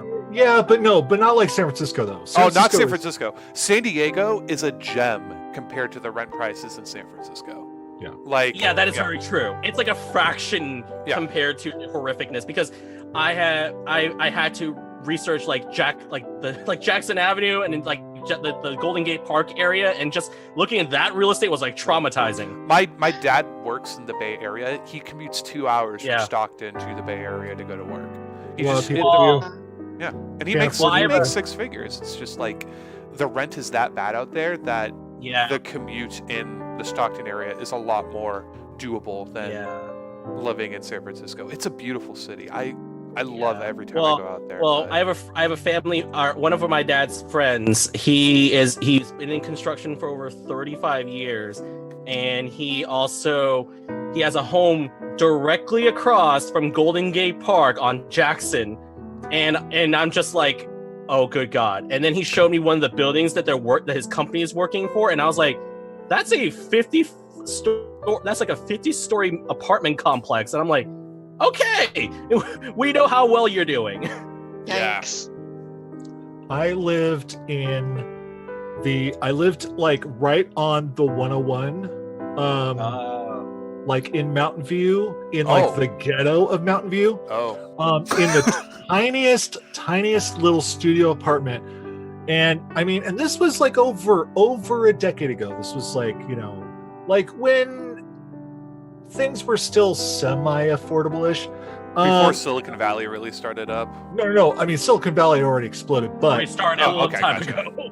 But I mean, and I was paying, I don't even know how much, it was an exuberant amount of money just for like this tiny little hovel in the ghetto, in a place where like cars got broken into and all sorts of that's crazy another- shit. that's And another you thing were is like, San the Francisco. freeway was right there. I mean, Yeah. right there. Yeah. That's how it was when I was out there. I was living like I could throw a rock from my doorstep and hit the retaining wall on the 10 freeway. I was paying the same amount there for a 2-bedroom apartment as we paid for a 7-bedroom house out here outside the perimeter in Atlanta. Yeah, I almost went to San Jose State. And the main reason I didn't was because of the rent prices. And I was like, there was a point where it's like, yes, I do want to move out of the dorm rooms, which now I'm thinking about it was a really good foresight for 18-year-old Quinn. And then I looked at it and I was like, I don't want to work this hard for like a closet in Mm-hmm. a studio apartment. Like I don't want to do that. So I moved up to LA, which is not as good, but it's not San Francisco. And it's made me really appreciate San Diego more. It's like, this place is gorgeous. It's just as good. Mm-hmm. One, It it's is. also home. My entire family lives out here. And the rent prices are the lowest in California, period. And our roads get fixed. That's the other That's the thing. plus. That's the plus. We have great freeways and our roads get fixed. That's the other thing about it Yeah, too. I mean, I won't lie. Like the nice thing about Florida with the maintenance of the highways is we don't snow, so we don't have to worry about repaving the roads every other year. We just repave it like once every 10 years, Ta-da! which was really great, because when I was driving up to Gen Con and going through Indianapolis, I was like, why are all these roads so terrible condition? And I was like, oh, that's right, you guys have snow. I don't miss it at all. The best Goodbye. part, like, the other place is Vegas for me, which is actually Vegas is nice. it's a very nice place to live. Like, Yeah, like it's the really strip nice. is there. I have friends who but live for there. locals, it's just like, yeah, it's there. It's work pretty much. And Yeah. you know, the weather is not as bad. It's like it's like that dry desert heat. Yeah. Which it never feels like it's as hot as it is, and you have that desert wind too, so it always feels like 20 degrees lower. Except in the winter, it gets really fucking cold because of that. But I I'm mean, okay with that. I yeah. like the cold. there's no snow, but like once it and the sun, it's like doable. It's like 70, and you're like, this isn't bad. But like every desert from Nevada to Afghanistan, it'll like feel like it'll drop to like 30. It's like, yeah, it's 70 during the day, and then it's 30 at Yeah. night, and you're like, okay. Because there's it's just the way that works, and It gets really bad, yeah, for sure. Like the winters are probably the worst part about Las Vegas. It's like, at least have the decency to snow if you're gonna be like this. I'm okay with it when it doesn't. Like, you know, it's okay when you don't have the snow, because you know, like, snow slows things down. It's just you know, like you want to put the Christmas lights on the house. Oh, there's snow on the effing house. You know, like, yeah. I'm sorry. It sounded like you have recent experience with that. I sense it has happened very recently. Yeah, it sounds like I want to put the Christmas lights up. I'm feeling the cheer. Son Fuck of a you. bitch. I'm not feeling the You cheer. weather. I just want to get the Christmas lights up, but no, there's snow on the fucking roof. So Humbug, Matty.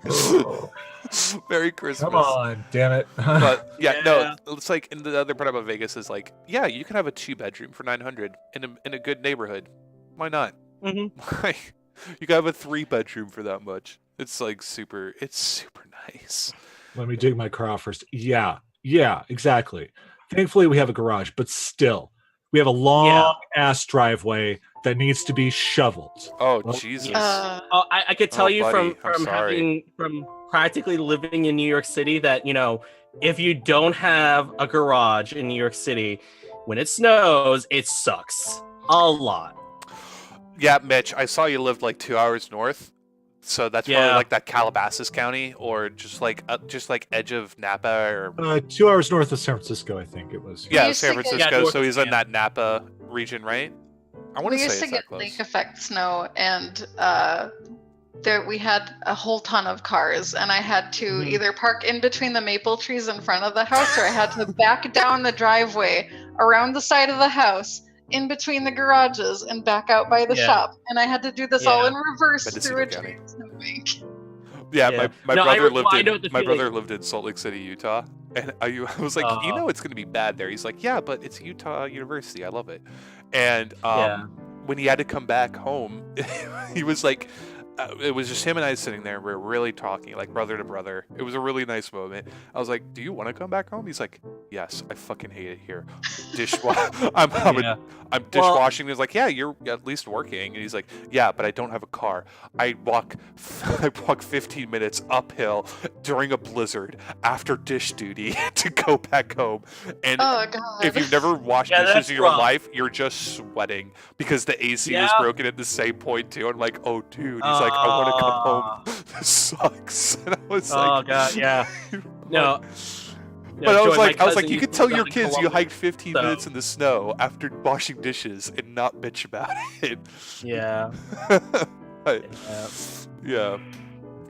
Yeah, my cousin lived in Columbus, Georgia, and like in her little neighborhood was like so far removed from the actual Columbus area that when it snowed, you were stuck.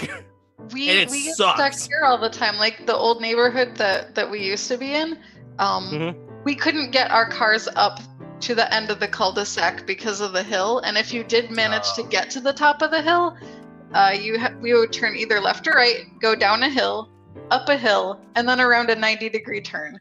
Like No, we only had and then- we only had 2 roads to get to the entire area. So Yeah. so if both were snowed in, we were stuck. Yeah. Then if you manage to get out of the neighborhood, it's fine. Like there's nothing on the roads. The roads are perfectly clear. It's just you can't get to the roads. It's like a 10-minute walk by foot, and you cannot get a car there to save your life. Every now Yeah. and then I dabble with moving out to the Midwest, just like Kansas, Missouri. No, don't do it. Don't do it. And then I hear these No. stories. I hear these stories, and I'm like, nah, not worth it. Don't do it. I love Texas. Yeah. I do like Texas. I will say that. I like Austin, Texas specifically. Austin is actually really nice. Yeah, and I've experienced the summer Texas, but you know, Don't do the Midwest. I did one culinary school at NY for a year before. Yeah, not New York. Summers in the entire New England area just are awful. Oh, yeah, I should do that, Gabe. I'm planning to do that over the holiday because I have to do a sampling of a few. I have to do a couple of playtests over this holiday season. So The Witch is getting some playtests this holiday season. Nice. So you're going to go back to New 13 York? subclasses. Are you going to go back to New York? Who, me? Yeah. No, I am not going back to New Oh, York. I'm we're talking here. about two separate things. Sorry about that. I'm not. Yes, we are. I'm answering what Gabe is writing in chat. You lived in New York? I'm from New York. Oh, you did? Yeah, I lived I in grew New up in York New until York. I was 21. But I was upstate, like up by where Carrie's from, closer. Oh yeah, I forgot I about saw you guys that. We all talked about in that. chat. And then I lived in grew up the LA. city. Then I lived in LA for 8 years. I was actually in Pomona, so like outside, and now I'm just outside Atlanta. Okay. Yeah. Pomona's not. Yeah, Pomona's nice. That's. Yeah, my I used to have to drop my It dad depends. all the way It off. depends on what part of Pomona, because That's it's like true. there's a nice neighborhood, and then 2 streets down it's crappy, and then 2 more Riverside's streets. the Yeah, same I've heard way. the stories. I've heard It the is, stories. Yeah, Riverside's the same way. It's like We you're used up to like play 2 poker blocks with of one the downtown. guys. Yeah, So, it's like you're up 2 blocks of downtown, and it is like a suburban paradise, and it's almost like Disneyland. It's like, yeah, I'm in walking distance of like Main Street. It's like Disneyland Main Street out here. It's beautiful, and then you walk a little further down, you're like, oh, this is where all the truckers live. suddenly, it's Yeah, no. It's the same in Florida on my end. Okay, so where I Raves am, to the raves. there's Yeah. there's like a Great there's like a raves, there's Matty. like a I want to say Fuck's like a here. 10 miles. There's like an odd 8 to 10 mile stretch of land where on just 3 roads, where if you go down these roads, it becomes the land that time forgot, and you're just like, why do I feel like I'm back in the 60s? And you're like, oh, because they haven't bothered to renovate these buildings since the 60s. Yep, I feel really scared. yep. But there is a very nice Argentinian taco truck that resides there, and I go there every once in a while because they charge a $1.50 taco. Joy, Gabe Ruiz wants to know, is musical theater as big in New York as it's made out to be in the movies? Or Jackie, you too. I've never been to the city besides to change airports or So- train. Okay, so I'll speak for behalf of the city. Actually, let the educated people speak. so musical theater actually is really big. Juilliard is a big place. Yeah. I was classically trained by a piano teacher from Juilliard. And it's My actually twin really sister went to Crane School of Music, which is up north. Yeah. It's in Yeah. Potsdam. Yeah, and then one of my high school classmates, her older brother. You might have seen him on Dancing with the Stars. He was in there years ago, and he was also Juilliard trained. And actually, it is a big theater is a big thing in New York still. A lot of people go there for sure to make big. Not Broadway just is still musical a theater too, but like drama. Yeah. And that stuff. My brother's Drama an is a actor, big and thing. so like the more I learn about it, the more I'm like, oh, that's why you want to go to New York. It's because all the auditions Yeah. are held in New York, especially Yeah, especially for theater. Like, yeah, especially for everybody from all soap over the- operas too. A lot of the soap dramas, Yeah. especially Yes. the daytime soap dramas, are usually auditioned in New York. Mhm. Some of them are filmed in New York, not all of them. And then a lot of the talent agencies are always housed in New York and LA because you need both sides. But realistically, it is usually the biggest claim to fame is always in the New York side. Also, fashion is still a very big thing in New York. It has always been a big thing in New York. Met Gala, all that shit. Yeah, and and for the sake of our LA game that we're playing with Throck, Quinn, when LA started getting big around the 40s, that's when LA became the next big fashion capital. Yeah. But New York still holds the highest precedence before LA still. We have a Dippin' Dots in the mall down here, or up here from Carrie. But I down have here to we drive like an hour to get to a Dippin' Dots. Yep, it's just there. It's just always I been don't there. like those. It's just inside the mall. I'm not a big Dippin' Dots guy either. But I do enjoy my nitrogen-based ice cream. If I want something that's like ice cream, I want ice cream. Yeah, I'm the Yeah. same way. I'm the same way. I got I got spoiled eating a lot of I gelato will- while I was in Italy. Yes, I will say that. I will say my exception is gelato. I love gelato. Gelato's basically ice cream. It's yeah. just fancy ice cream. It's more fancy cream. people ice cream. When I was in boot camp, I had a drill instructor who's like, "Oh, we got the fancy cheese. What do you want, Sargentos? I'm gonna call you Sargentos fancy cheese." I was like, "Why do you think Sargentos is the fancy cheese?" I was just sitting there, Sargentos. Really not, but you know. No, but So Mitch, you have to Dippin' Dots understand is like when you have an basically this MCX futuristic military ice cream. and like MCX and like NXs and that Yeah. places, the fanciest cheese you could probably get was Sargentos. So Yeah. that was funny. It was Man, funny I at the won't time. lie.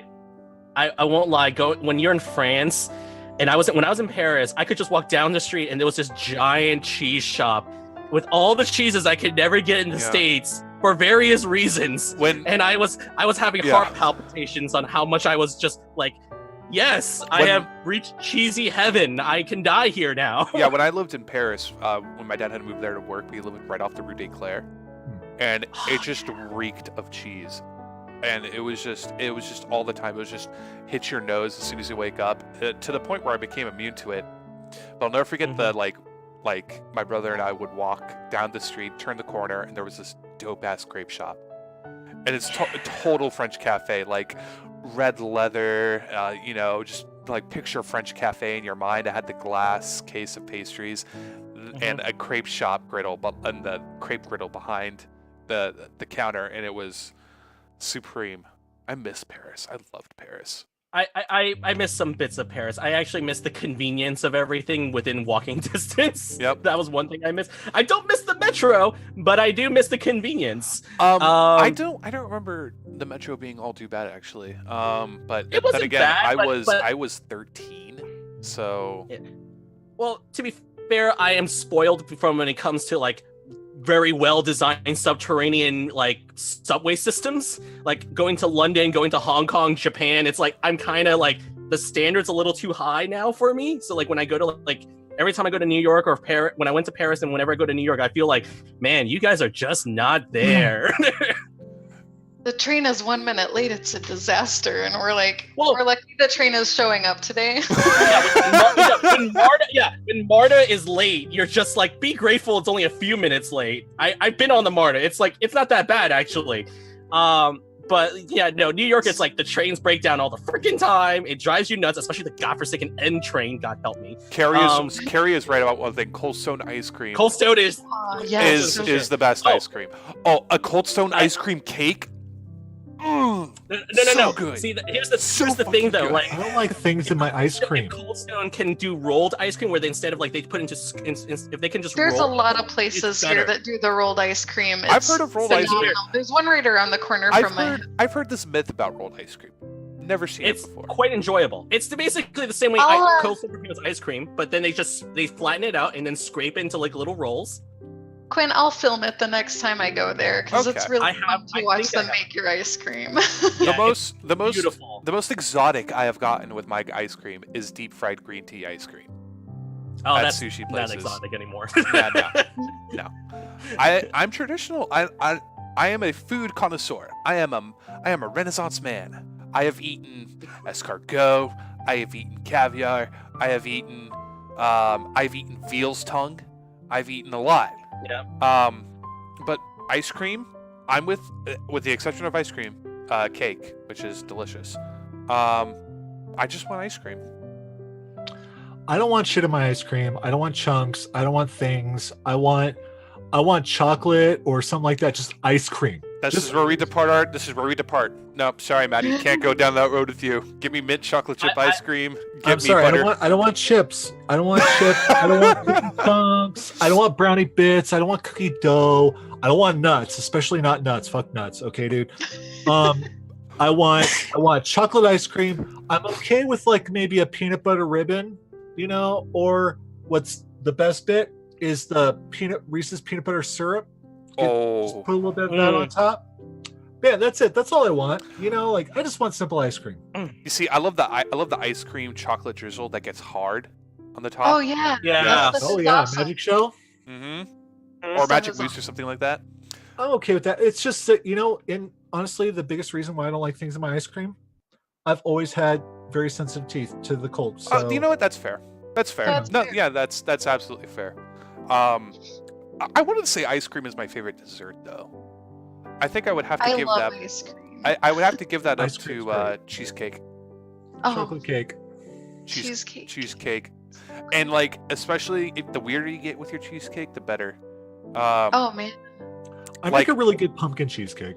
I want turtle cheese. Really? I don't like anything yellow cake. I detest yellow cake and its existence. I like lemon cake, but I had a pineapple upside down Oh man, those are the. cheesecake Oh my Oh. god, I want it. No. at Tommy Bahamas in Vegas, and it was delicious. So I do something really cool with the Williams Sonoma pineapple quick bread. What I do is I take the quick bread that you can get in Williams Sonoma, and it has like it's the pineapple brown sugar flavor one. I actually do it like the upside down style. So what I do is at the bottom of the loaf, I create the caramel sauce, and then I put the pineapple in and the cherries, and then I bake it with the batter inside, and then I flip it over, and it's the most gorgeous thing ever. Carrie, that's so sweet. I thought Cheesecake Factory was made up on Big Bang before B corrected me. That's so sweet. For real? Oh my god. Wow. Wow. Okay. That's awesome. You're gonna experience Seventh Heaven, girl. Like, Cheesecake Factory, and the thing is that like whenever I go there, I'll tell you what, I have never had cheesecake at the Cheesecake Factory. you see, I don't like the food at Cheesecake Factory. There's too I've many never choices. No, there are too many choices. And I look at it, and No, I'm flipping through. I'm like, I don't know what I want. I just want cheesecake. Bring out the cake. The problem with Cheesecake Factory for me Yes, is it is. that like it's because I'm so used to like either getting authentic Italian food or something Italian inspired that it's like I don't feel like I should pay the price for that when I can I get will the say same this. I will say this about plus. cheesecake. They make a really good like turkey avocado sandwich. That's fair. That's toasted and is delicious. If you go Yeah. like on I think it's Sundays now. Oh, they do the brunch. They do the no, brunch. no. It's their soup of the day. It's this cream of chicken soup. Oh The yeah, soup that's of the good. day. That thing, that soup is like to die for. Fridays their clam chowder is bitchin', and I'm sorry, but their fettuccine alfredo is way better than pretty much any Italian place you're gonna get. Well, they It do a depends good on the place job you because they go actually- to, but yeah. Well, you know like, why though? Because have the Felipe's bechamel here and is it's made with half and delicious. half and heavy cream. Mhm. I know because I can taste it. Hashtag on. ad Cheesecake Factory. But like Felipe's has the best fettuccine alfredo in San Diego. Yeah, But I make a good Alfredo all the time. oh god, That was the first thing I ever learned to cook was making I Alfredo. just want an Italian mom on the East Coast to make me a fettuccine alfredo from scratch. That's all I want. That's all I It's been want. done. It's glorious, by the way. I know it. I know it has to be. It's just a dream of I mine. do very well with Italian mothers. That's all I have to say. Oh, bacon carbonara. Bacon carbonara. I've made it for myself before, and it is so much fun. Also, use real pancetta, folks. Pancetta. But I was gonna talk about something. Oh yeah, clam chowder. Love seafood. Yeah. It's my favorite food. Like anything with fish in it, I adore. Like I love fish sandwiches. I understand it's expensive. I'll like fish and chips. But the best clam chowder is here in San Diego at this local seafood restaurant called the Brigantine. They make it fresh every day, and they'll let it stew, and it's the Mhm. most I'm sorry, I'll be right back. Ugh. cats. God, no, it's my husband. But So, I want to say, okay, so I know probably not a lot of people have ever had fish head curry, but it is amazing. And in Flushing, there's this nice little Malaysian spot that does this curried fish head stew, and it is the best. And the best part of the fish is actually always the collar, which is just right below the head. They have like the most tender meat. So if anybody's ever get a chance to have a whole fish, that is definitely the spot you want to get I'll a show you sample. some tender meat. Sorry, I had to. I don't know why. I just like, yeah, I don't know. That Oh, and was just speaking of something soup, that I made me usually go through like 6 bowls whenever I go to a sweet tomatoes or soupilation. Ooh, sweet tomatoes. Sweet. I usually go through at least 6 bowls. At least 6. Oh man. I haven't been to any of those places in a super long time. I'm sorry. Zombie, I don't know what chia. Do you guys know how to say that? I don't know. I've never had it before. I don't know what it is. If someone said it correctly, I could probably tell you if I had or not, but I just don't know. Am I thinking what I think it's thinking? Is that a fish? It sounds. I Is it like ratatouille? But anyway, It's a fish stew, and it comes from San Fran. So yes, you should know. I'm not from San Francisco. My dad lives up there. I don't know. It's I think it's called. Oh god, I can't think of how to pronounce it. I thought it looked familiar, but I was like, I can't think of how to pronounce it. Oh, but my favorite fish of all time, fish sauce. Yeah, and like a I have lot of Vietnamese or fish sauce. Chinese joint, like just pour that fish sauce over it. Like, and I had to coerce my mother, and she was into like pouring it over her pho, or not over her pho, over her like her Vietnamese restaurant, and she wouldn't do it. And then the the Chinese lady yelled at my mom to put the fish sauce on, which is classic. You know, you're in a good like Chinese restaurant when the Chinese mom comes out and yells at you about how to eat this fish, how to eat the restaurant. Yeah. Oh, it's pronounced chopino. Chopino. Oh, okay. Yeah, no, I have heard Yeah. of it. I've just never seen it fucking spelt. I usually see people say fish stewed in my face. So when I had to think about the Italian name, I was like, I can't remember this for the life of me. But I love fish. Shark is really good. That's my only input. Shark is very good. Yeah, but I caught a nurse shark before and ate it fresh. That was how good I felt about it. I'm one of those weird guys in San Diego. So we have this food chain down here called Rubio's, and I think there's a little bit in LA. I'm not too sure about it, and I don't know if you've ever had it. I don't like Rubio's. I've never been. I'm so traditionalistic with my seafood. It's like either you go crazy with the seafood or you just keep it very simple. No, it's like I don't really want a lot of in between. Yeah, I don't like a beer battered fish. I like my fish grilled, and therefore I like Wahoo's more, which is they have grilled tacos and that stuff. Like that picture I took of my food that one time, that was that kale kai salad with the spicy salmon. Oh, divine. Well, like my family, we usually do like the more battered style of frying. So when we do the fish, we do the whole fillet, and it comes out great all the time. But I usually, what I really prefer is the way my dad always prepares fish, which is steamed whole with garlic and scallion, with garlic, ginger, and scallion, and with a light soy sauce reduction. And I'm always happy. To be fair, though, I eat like a whole fish within like 10 minutes. So I guess that's my other problem. Yeah, I love a fish steak though. Oh, mahi tacos. Okay, I take it back. I like the mahi tacos at Rubio's. Mahi is always good. Mahi. I can never go wrong with an ahi tuna sandwich. No, not really. Unless it's overcooked. Yeah. Then you cry because you just wasted a very good tuna. But I do miss being in Hawaii because all that delicious Hawaiian fish. Yeah, that's very true. Hawaii, expensive to live in, but damn, is the food good. Yeah. Well, if you unless you plan to never see anything of civilization other than what is marketable in the West. Yeah, exactly. But I don't know. Yeah, I like steamed. I will always prefer sushi over any other style. Oh yeah, of sushi's fish. good. Well, I don't. As long as it's like a decently cleaned fish, that's all I care about. Which is why I hope one of these days, before I die, or if I ever diagnosed for a terminally ill disease, the first thing I'm doing is I'm flying to Japan to get fugu, which is poisonous blowfish. I would try that because with I you. figured by that. Well, to be fair though, if I'm having a terminal illness, it doesn't matter if I die or not at that point. I will try, like Japan. Yeah, I will try that with you. So I'm gonna have to try it one time before I die. Just a trip out to Japan. I want to go to Marietta Diner now with all this talking about food. I want to go to Marietta Diner because I love Marietta Diner so much. I will say the next time I'm in Diner. Is that another Southern thing? Let the locals speak. It is a 24-hour diner outside the perimeter in Atlanta. It's actually down the road from my work. I drive past it every day. It's they serve ginormous portions. They have Greek, they have Italian, they have a gigantic like. Their spigla pizza is this big.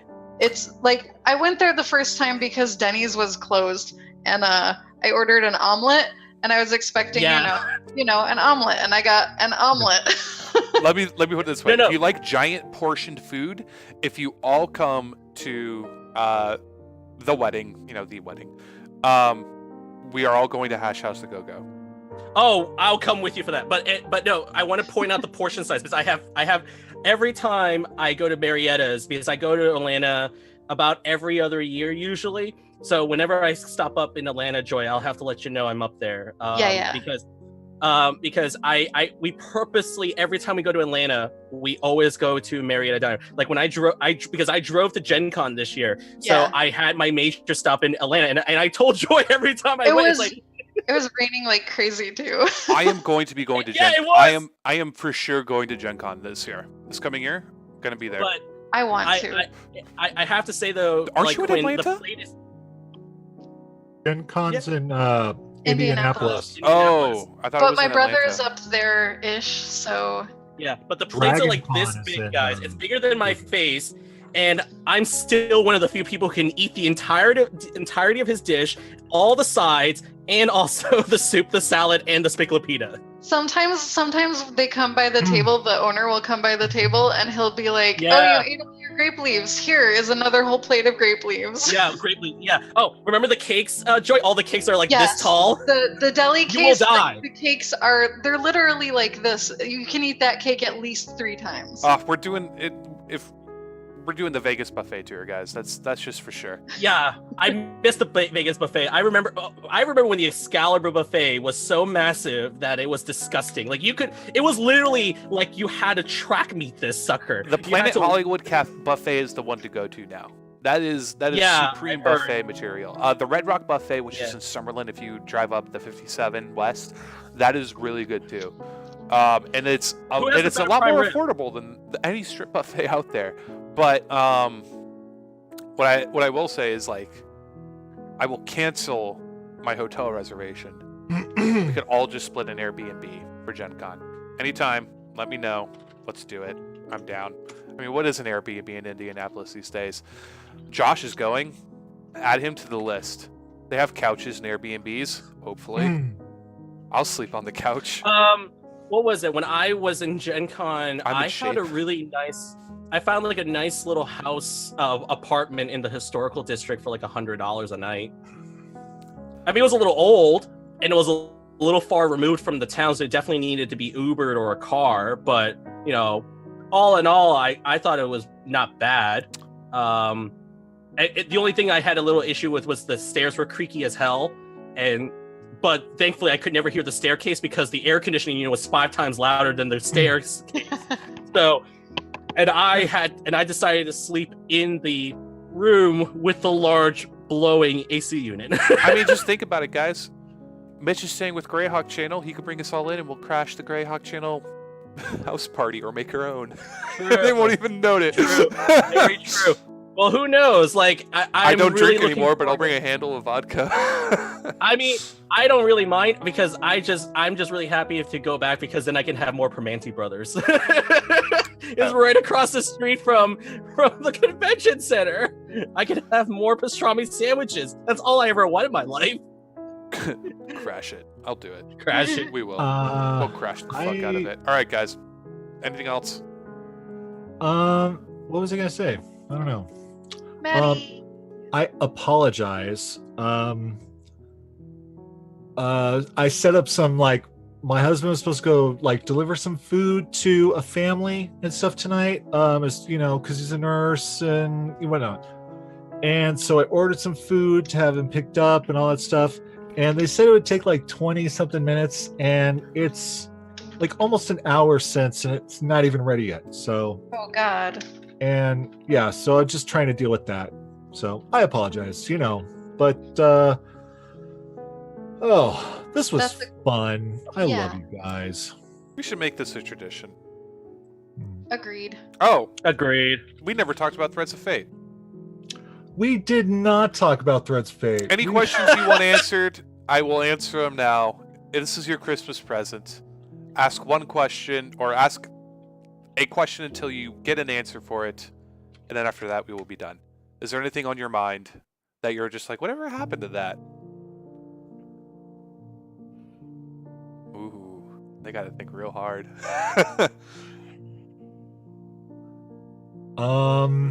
Jacky, nothing you already know the answer to. Yeah, that's also fair. I was like, wait a minute, does this question technically relate to me? No. Should I respond? I wonder if you'll tell me this though. Go ahead, maybe. Go on. Is Noakes' sister alive? I feel like we have answered that question. No, it was kind of gray. Atrix said that yes the last time he knew. Last time But that he that's knew. just it. It was maybe not. Mhm. Yeah. I will say yes. Awesome. You may not like why though. Oh, no, I'm sure. What is going on? Okay, Carrie. Alton. Alton. Yeah. Alton. He's going back to Thay. He told you that. He's a red wizard. He had responsibilities. And yeah, he was very upfront. There was Yeah, alive is a relative term in in D&D. Yeah, it is. No, I love Gabe's question there. Which one? How powerful is Simone's mom compared to Lala's mom? Oh, that one, yeah. Oh, God. Lala's mom is cheating because she's on a different scale. One, she's an archfey. Lala's That's mom's true. cheating.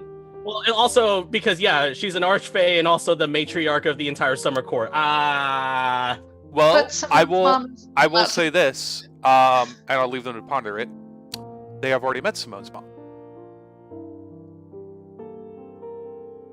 Yeah, she's at the. No. Simone's real No, mom. Her birth but mother. I thought she was human. And like, She could have been. You don't know. huh? Because it's Now been it's time like, to watch all those back episodes if you can find them. because it's been, according to her father, like 600 years. So. Yep. Ah. Because I'd already given up on the thought of ever meeting her birth mom. She's met her. Yeah. She's met her. Yeah. Hmm. Yep. Okay. Okay. Did you have any questions that have been bothering you? What happened to the rock? Hmm. He's free now. That wasn't in the plan. He is alive. He is alive. I will say that. Okay. Little shit is out there, Right but on. that will be determined. Okay. Possibly in the next month. Okay. So. I thought about him all on his own eating livestock, and I was like, oh no. Yep. He has no parents now. It will all come into play. Alright. Anything else? Anything that you think for your possible players? Maybe? Have they met Lala's brother already? No, they have not. No. Good question. Yeah. No. He may never show up in the campaign. At least in this campaign. I actually just started rolling up a Goliath Bard, so There's Lala's brother. It's canon now. Does anyone have an evil twin? I do in real life. No, I'm the evil one. Something bigger. Yeah, Lala's brother is currently busy doing something. But I will say that he is alive, and they'll probably never meet him. Mal is the evil twin. Mal is actually. We'll say this in comparison. Mal is relatively tame for a female drow. Very, very tame for a female drow. I am making no illusions. Mal and Dritz are the few exceptions, but the drow are going to be monsters, and they are monsters in the campaign for a reason, and that will come into fruition later. Yeah, she ate her twin in the womb. That's legit for Drow, though. Yeah, that is a prophesized female Drow if there ever has been one. Right? Yeah. Okay. They didn't absorb. They ate. Okay. How powerful is Caden's mom? How powerful is Kane's mom? Kayan? Yeah. Oh, right.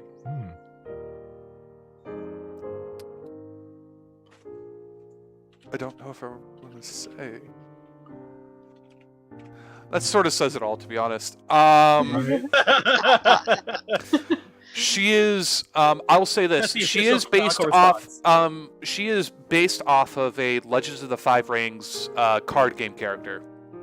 Oh, now I'm curious. 'Cause Called. I love my ring.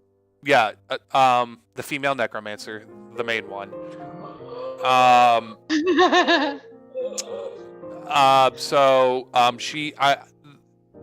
If you could look it up on your own and dive deeper into that, that's as much as I'll say regarding that. I love So- Legends of the Five Rings. I do too. I love the story behind it. Well, the thing was, I remember when Matthew Colville was talking about the card game and how the meta evolved over the course of the storyline. There you go. And If you through want the to, tournament, yeah, that's that was where, great. That's where it came from. That's where it's that necromancer. Yeah! good, enjoy it. But as with all the characters I love to come up with, they are very morally gray. So, what is evil compared to one person may not be evil compared to another, but there will be consequences for letting them continue on, or there may be rewards for letting them continue on. Welcome to the Forgotten Realms. Yeah, where you learn, oh, we should probably have killed that person. Nah, it should be fine. 5 minutes later, oh, Yeah. the entire universe is about to collapse on itself. I will We say probably this. should have stopped. I will give you this. Having Flynn kill Grigor was a good thing. Because he would have gone out fighting anyway, and he probably would have caused a genocide against the Hill Giants going out with it. So, yeah.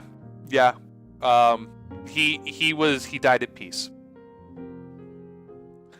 Yeah, that was actually like very sad, but very satisfying. Yeah. Like that was a really good episode.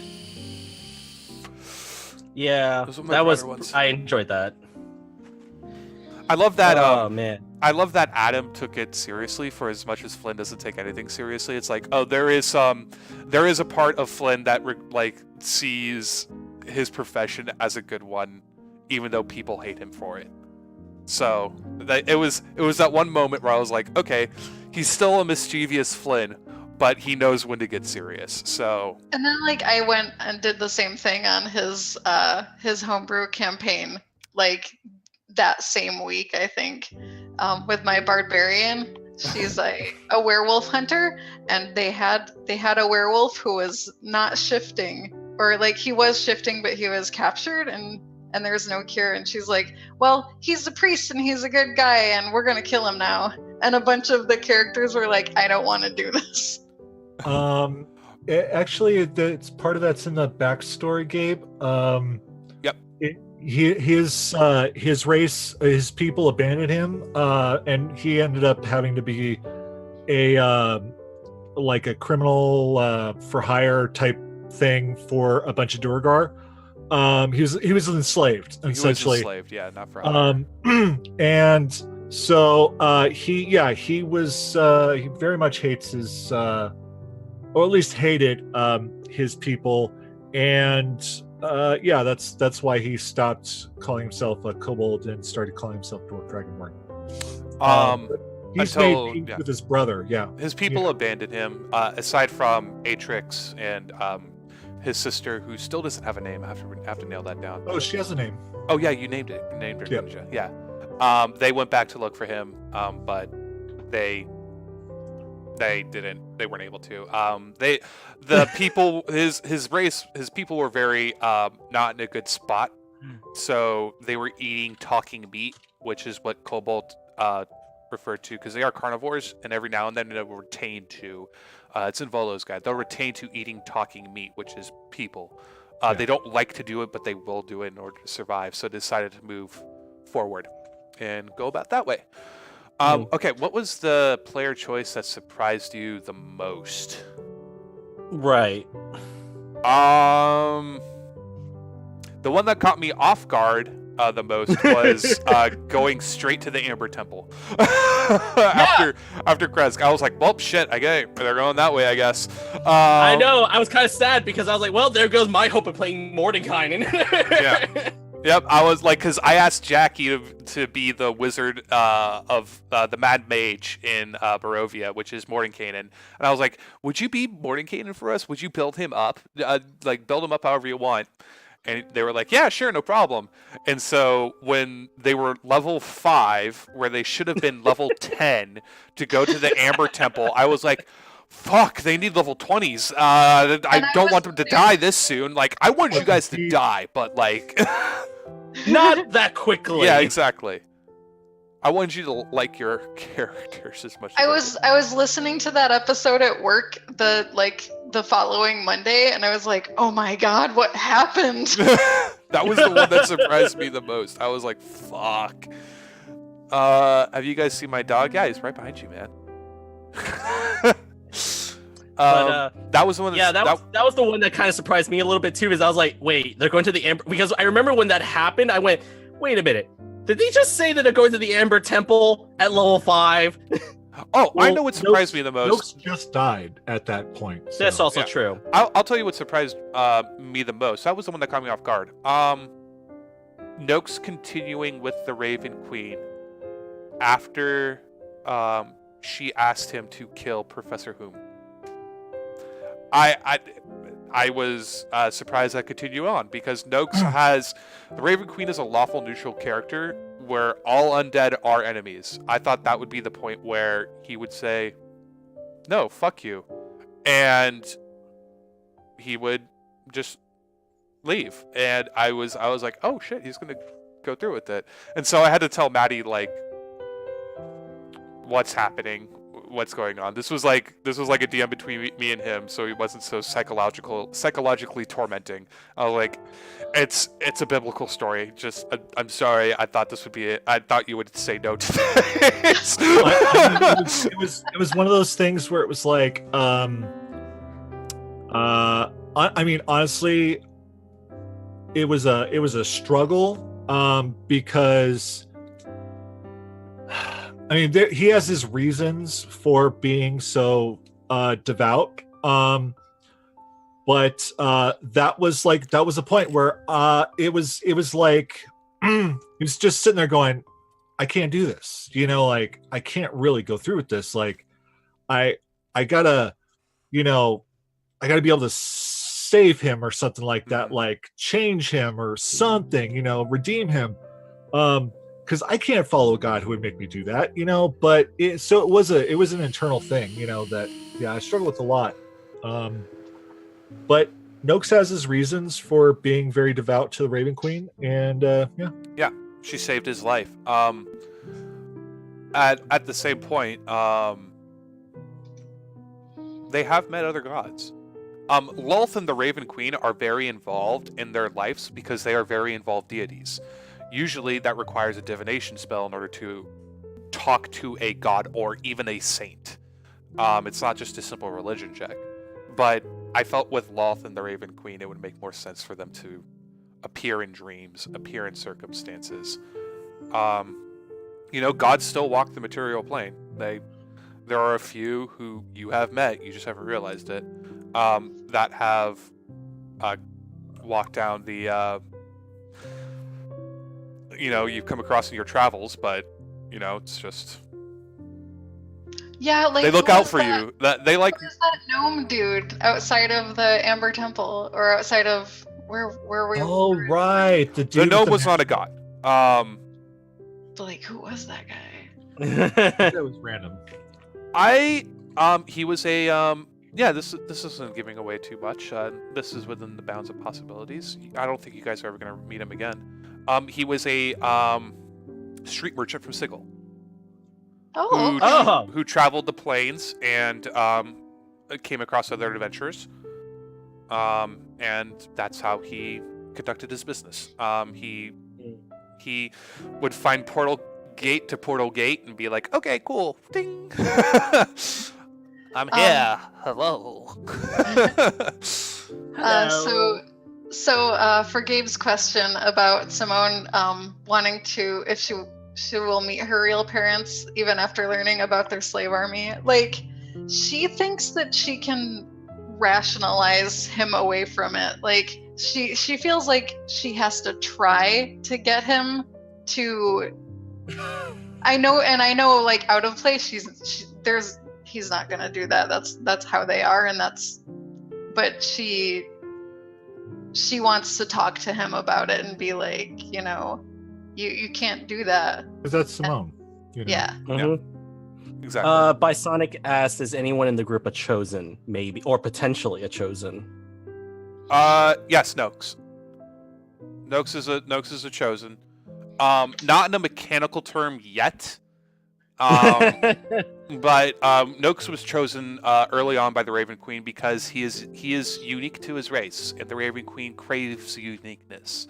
That is one part in 5e in Morning Kingdom's Tomb of Foes that I was happy they retained of the Raven Queen, and she saw a kobold, a cleric kobold, and she saved him from death because Noakes was fucking dead. Strahd bit him in the neck and brought him to 0 hit points. He was fucking dead. Yeah, anytime Noakes has to make a strength saving throw, he's fucked. Yep. Because he's got 6 strength, yo. Like, I don't even have a penalty to my strength on Simone, and she is fucked every time I have to make a strength check. I got -2. Carrie. Yeah, that's fair. Will Tress ever make another appearance? If you It's the continue, Forgotten Realms. well, I'm not a big fan of like making known heroes like that like appear out of the blue. I thought it makes sense for Elminster, because they are harpers. Well, he is a meddler. I mean, he is the chosen of Mistra who meddles the most. And he's the warden of Waterdeep. Like it makes more sense for him to be not just of Shadowdale, but like since he is more involved now and he's becoming a lot more involved, and they're harpers and he's a harper, I was like, yeah, he's showing up. I love the voice you have for him. Like, it's fantastic. Yeah. It's a little bit of John Wayne if you go down low. With a Texas It works accent. it works better because every time you read the actual dialogue in the books, you're just like, Yo Ed, we love you. knows them. we're like, we love you, Ed, but God help me. It's Yeah. such That is hard to read. Yeah. It gets hard to read really That gets fast. hard to read real fast. Yeah. Yeah, exactly. It's a hard read. We love you, Ed, but man. But will Dritz ever make another appearance? If you continue on with Storm King's Thunder, possibly. Toril is large, and he may show up. It all comes. It'll all depend on certain other things, in my mind, because he does have his own quest. It's a personal one. It was a rare detour for him to go north when he wanted to go east, and a god intervening. Thanks, Trist. Yeah. Will Mal and Lala ever be friends? I like to think. I like to think sometime maybe. Frenemies? Like the frenemies. Like Eventually, Yeah. it's gonna happen. It's gonna happen eventually. it'll be Something- like I like to envision it'll be in the way that Yaraxel and Dritz are friends. Yeah.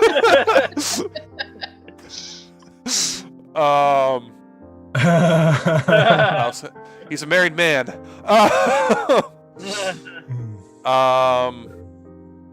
Let's see. The sass is the best part of this party. Yeah. I mean, sass is always good. Okay. Any other questions? I'm curious. Shit, I just had one. Oh my god. I can't remember what I was gonna ask. I think the next question should be, when's the next time I return and who will I return as? Yeah. Because your Manchun is still out there, but he's Yeah. probably busy doing other stuff.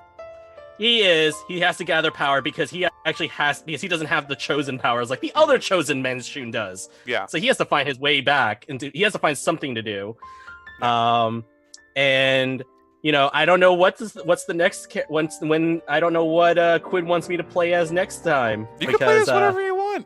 I can play a lot of different things. This Yeah. is true, but I always enjoy when I'm invited, and I always like to ask any DM who invites me. I always ask them like, "Is there something you're particularly asking me to do or play as?" And I respect that the Will you storyline. be my and I dwarf respect- con man, Ragnar Goldengrin? I can work that. I love I him can so work that. much. I love him. I just made him one night. And I was like, I read he doesn't have to play music. It could be an oration, and I was like, oh my god. Yeah. So Carrie's like, I come back as the Grim Reaper. I mean, if you want me to, I can. Gabe. I'm I think Noakes's reaction at this point was like a slight surprise, but not really. Just because we've been through so much. Noakes has seen so much and changed so much since the first game. That I think if he would have heard that back before Barovia, that would have been just insane. But now it's like anything's possible and everyone has gray areas. Joy. Curious. Because that was a beautiful moment by Adam. I was like, oh my god, I want this to happen so badly. Ever since he wrote his backstory, and I was like, oh, I know what's gonna happen. Yeah, when Simone finds out and I find out in play, I don't know what she's going to think, because Simone really believes that everybody can be a better person and that people really can change. And I think Kane is living proof of that. Yeah, the fact that he is not this person, the butcher, that she has seen that isn't who he is, and I think it might just reinforce that to her that it's always worth trying and there's always hope for everybody. Yeah. He has been around Mel. Yeah. That is a good point. Yeah. Alcacha is a good person somewhere in there. That's the thing, and yeah, that's the beautiful part about Mel. Noakes really believes, deep in his heart, that that while Mal, definitely is the darkest of the group, and everything like that. In that sense, he believes that she has extreme good inside of her, and it because it comes out towards him, Yeah, and it's kind of a good point for Mal too, because there is a conflict inside there. I've admitted, Carrie, whenever Carrie and I meet face to face, which is rare, and the occasional time we'll talk about Malkacha in the game and everything, I'll be like, you realize you are the lightest of Drow, and you're PG Drow. And she's like, oh no, yeah, no, she realizes that. And it's always an interesting, because I love Dritz and I love Drow characters who have that conflict of the light inside of them. And whether and she has a soft spot for Noakes, and that does relate to her backstory, for sure. But at this point, there are going to be some questions asked, possibly in the Kryn campaign, if she'll be able to make it. Is that if she'll, especially with the character that I'm going to play, if she has a soft spot for the rest of her party members, is she willing to protect Kane as much as Noakes, or Simone as much as Noakes? And it's going to be an interesting question. So I'm looking forward to that too. She loves us. I try my best to play her in character as much as I can. So, But no, yeah, she is definitely a different sort of drow. I think she's a. Honestly, I think she's actually one of the most complex characters. Just because there are so many levels to her. I think there are even a lot of sides that even Noakes doesn't even understand or see. Sometimes maybe even chooses not to see. You know. So. Okay. Oh, no. Let's see. What other one? Ooh, Jesus. I need art of Mal getting glittered. It's just her going with Lala. That's pretty much what it is. Yeah, we need that art. I need that art We somehow. do. I'll draw the stick need that figures. Yeah. We need art of the time when we were running around the freaking yak folk camp Naked. naked. Right. Lala with her glitter clouds and Simone with her dust clouds and Kayan with conveniently placed objects because he didn't care. Yep. That was funny. I mean, kobolds don't wear pants generally, right? Yeah. Yeah. I don't So are you think just they like would. Donald Duckin? I think they Donald Duck it, so They Donald Duck it. They really do. What I don't I know. am interested to see is I'm playing Neverwinter Nights right now, and there's a kobold bard in it. Yeah. We have one in one of my home Needs to games. be more epic, that guy. Yeah, I remember Yeah, that Kobar. character because that was always one of my favorite bard characters. It's just like a kobold that keeps telling you to make things more awesome. Yeah, okay, I'll make it more awesome. more epic. Kobolds go thongs mostly. Yep. yeah, not All right. What else? Simone is a huge fan of glitter. Of course she is.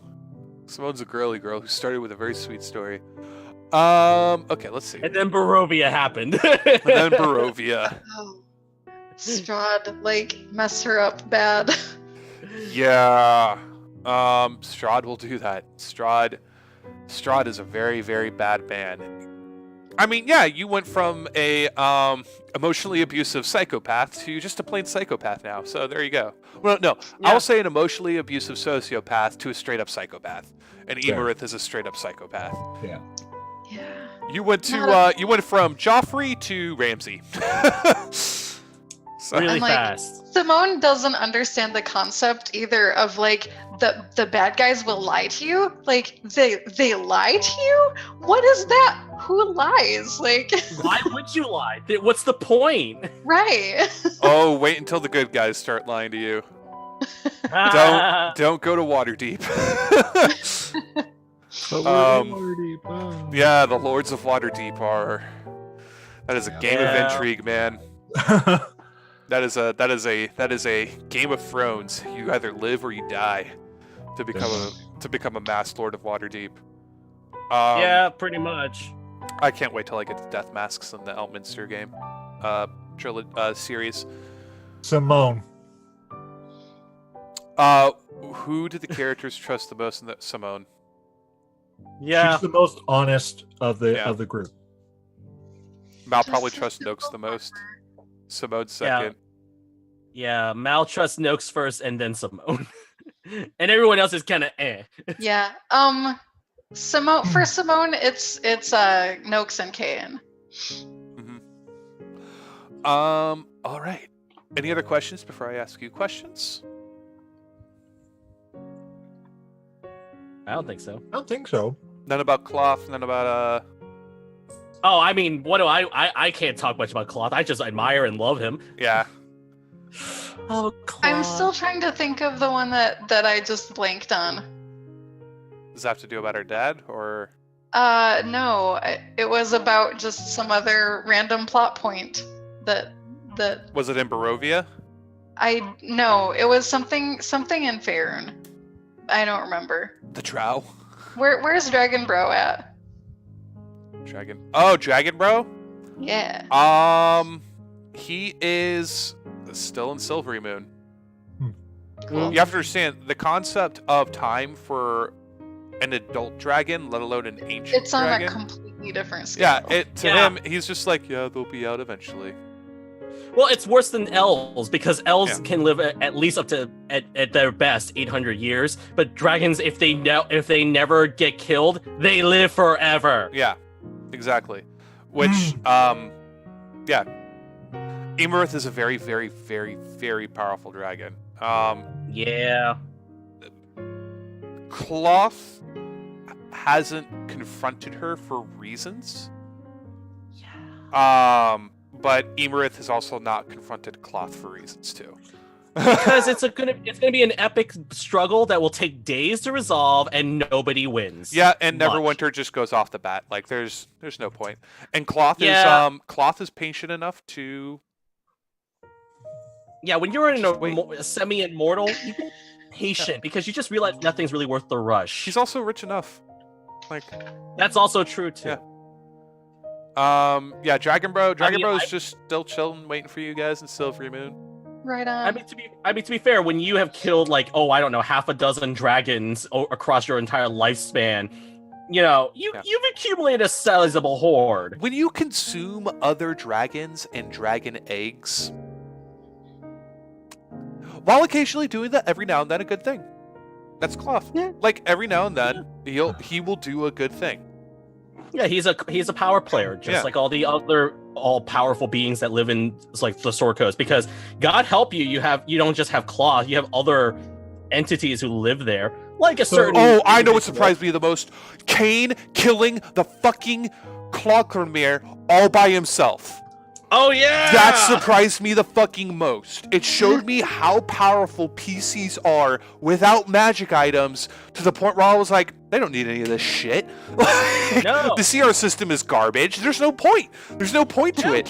When he killed the Great Terror of the Icewind Dale by himself, I was like, Who do you ship in the show? ah, What does that mean? what? I'm sorry. Oh, who do you ship? Who do I ship? Like relationship? Oh, who do I ship? Okay, as like a fan, coupling? need to ask, what do you ship in the show?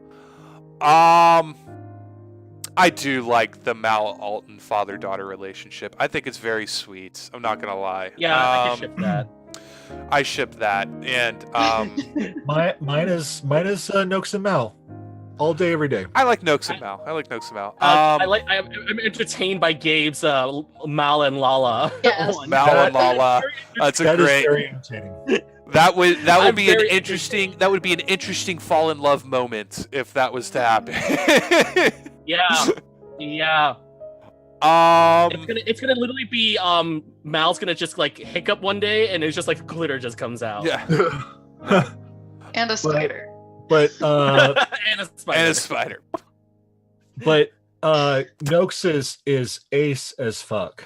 He is so asexual. Yeah. That I like that. I like that about Nox too. I do.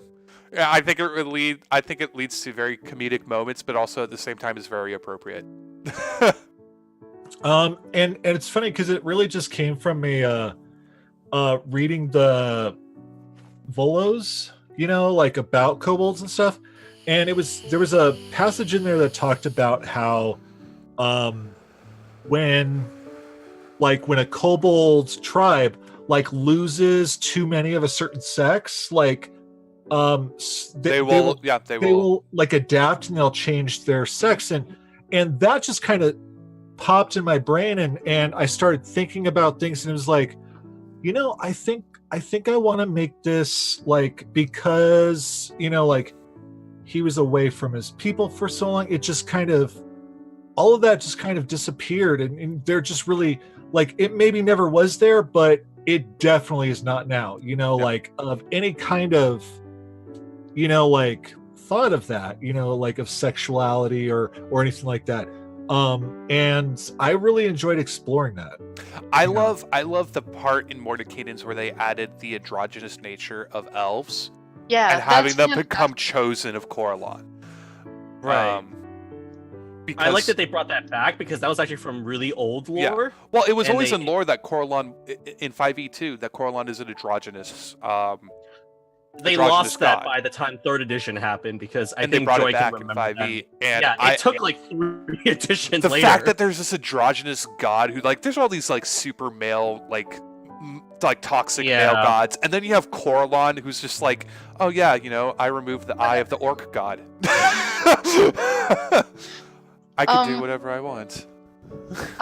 Simone was like super had a crush on Esmeralda, like big time. Esmeralda was badass as hell. Esmeralda is still out there. She's not in Faerun, but she is going to and from the Shadowfell right now. For reasons. There are reasons why.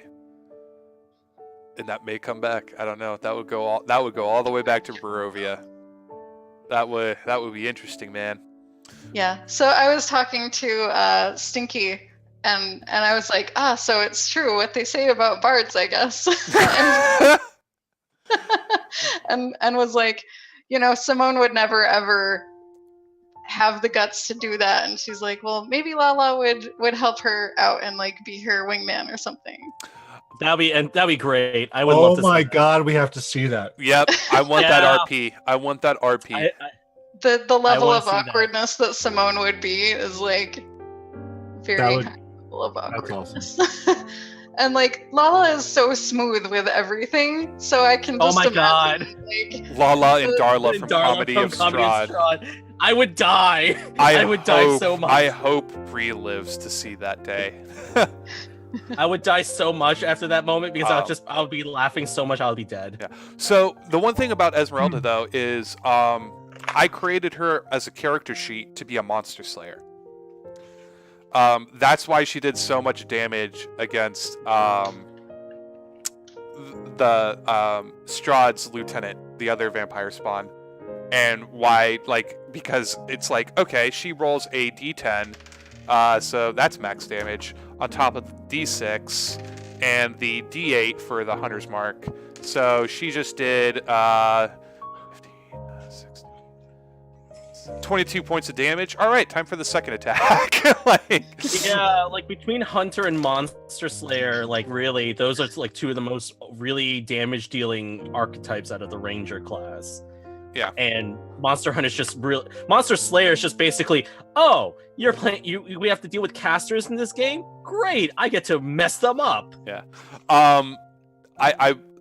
There may be a crossover episode. I will have to talk with Brian about it for Comedy of Strahd, where Darla, Jaja, and maybe Talia, will all come together into one ginormous sort of like waffle crew Acquisitions Incorporated crossover, where we would have to dual DM it. But yeah. That would be epic. the other ship I like is the relationship so far, even though it's been very brief, between Simone's dad and Simone. Even though, because there were hints to it, but I think she would put it, I don't know, when she got to the plane of Earth, she would, if she ever did, she would start to see, I mean, all it takes is one banishment spell. She would see how much of a reformer he is. And there were obvious signs that they fight for freedom. They fight for their freedom. Yeah, and she could see definitely how much his soldiers meant to him. Yeah. Like where he saw them as people, not just as a means to an end, like an army. Malinmore, I miss Malinmore too, but I like that the term for the Comedy Strahd group is now the dabbing crew meets the fates. Dab The fate. threads. Matty. Matty. We are the dab of threads.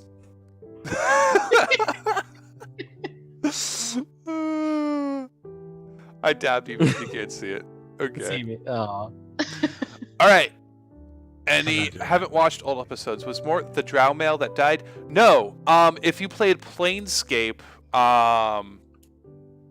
Enhanced Edition, Mort was the floating skull buddy in that game who found himself in Barovia for reasons that they never really got into. I thought that was interesting. Yeah. But they never asked him. They never did. They were just like, yeah, it's Barovia. Fucking weird, right? Which makes sense. But It really he did. he showed up in our Threads of Fate game and was the identifying tool in that game. So, Because nobody was a wizard. yeah. Or a bard. Or a forge bard. cleric. Or anything that could help identify anything. SKT Puglet. Thank you. We are having fun. Typically we play D&D and we have fun then, but yeah, we're having fun just talking about our old campaign right now, or the campaign going on. I love Adam's response. We were very accepting. We were very accepting. It's like there's a talking skull. Yeah, fine. We're sure. That's fine. That's perfectly fine. She's also really creeped out by the mind flayer. Like, I mean, who isn't creeped out by a mind flayer? yeah. Yeah. I love Cerule so much. I had him as a monster, but mostly an NPC from all the way back in our original home game. But they never got to him. And it got to a point where I was like, I can't fit him anywhere else. So I kind of put him to the side, and I'm like, oh, they're going into a beholder den. Cerule, you're here. That was awesome, though, Yeah. because I love my Mind Flayer NPCs the most. Like, Yeah. I remember playing on a Mind Flayer Bard in 3.5, and I'll use that same character as an NPC in my games, and he's just fun. Yeah, and by the way, Mind Flayer Bards are scary. Mind Flayer bards are fucking That's a weird frightening. thought. Yeah, no, we're gonna like Nox is gonna die trying to kill Dead Tooth. So, because I want that amulet back, and but it's Plus not Draco that Lichen. important. It's just, but also it's just an amulet, like so. I just want to kill that guy. I hate how easily he could have annihilated us. Like, very You easily. guys did everything you needed to do to bring Haruk over to you, and I was so proud. I was so proud of all of you. Like for Make Haruk, friend with giant. yes, for Haruk and Moog, it was like, yep, this is where he shows up. This is where they all get along, and Dead Tooth, he's just very attentive. He has an eye for these things. He waits for the right opportunity to strike, a lot like Strahd. But he did not predict the giants, and he did not predict a hill giant with a moon sword, because that's fucking weird. That's awesome, Yeah. too. It came from a Reddit post originally, but I switched it around from a Holy Avenger, and I was like, all right, I'm making this mine, and I wrote Haruk up. I mean, to be fair though, even if you did the Holy Avenger, it would have been awesome still. Yeah. Well, yeah. These Holy Avengers are ridiculous. Holy Avengers are ridiculous. And there's only like one in Toril right now, so Yeah. they would have to go to Cholt, and there's no reason for him to go to Old Shoot. Why did it pick Rook? Okay, so That's a good question. in A very good in question. Barovia, there was a Elven King who was King Kyron Norvas when we were still doing that show, who was an Elven blade singer, and he held on to the Moonblade. He got stuck there with his adventuring party because Strahd von Zarovich's home is very ambiguous. He really doesn't have an original nationality. So I was like, fuck it. Zarovich is part of my homebrew world. So to get rid of him completely, they had to get Chiron to take his body out of Norvas. They never did, so he was kind of stuck there. So he did the only thing that he tried to do the best, which was go to the Amber Temple and ask the Dark Powers to return to return him to his state of being. And so they took the Moon Sword from him and flummed it into the material plane. He never stated what home he was originally from. So Chiron then just sort of died. It was just about his time. He was starting to grow very old in Barovia. The Moon Sword fell down. And the reason it chose Hruk was because to his credit, he liked how elves looked. He didn't eat them. So in a weird reality, he protects elves. And the elf and Valor's song, which is the Moonblade's name, said, "Why not? Good enough. Good enough." Sure. It's And- better than it's better than sitting still next to a corpse for all of eternity. Yeah. I like the fact too that that we had found some coin in the Amber Temple that had his likeness stamped on it. Like that was from that was really cool. Yep. So, but yeah, so they've met the Moonblade before in Barovia, and it was just a weird set of circumstances. There wasn't anything sinister. I thought it was really cool. Being overdone, with it being overmentioned. That was just things were starting to align and collide in that way, and Hruk was there. I like when it ties back in too. Oh, it'll tie back in majorly.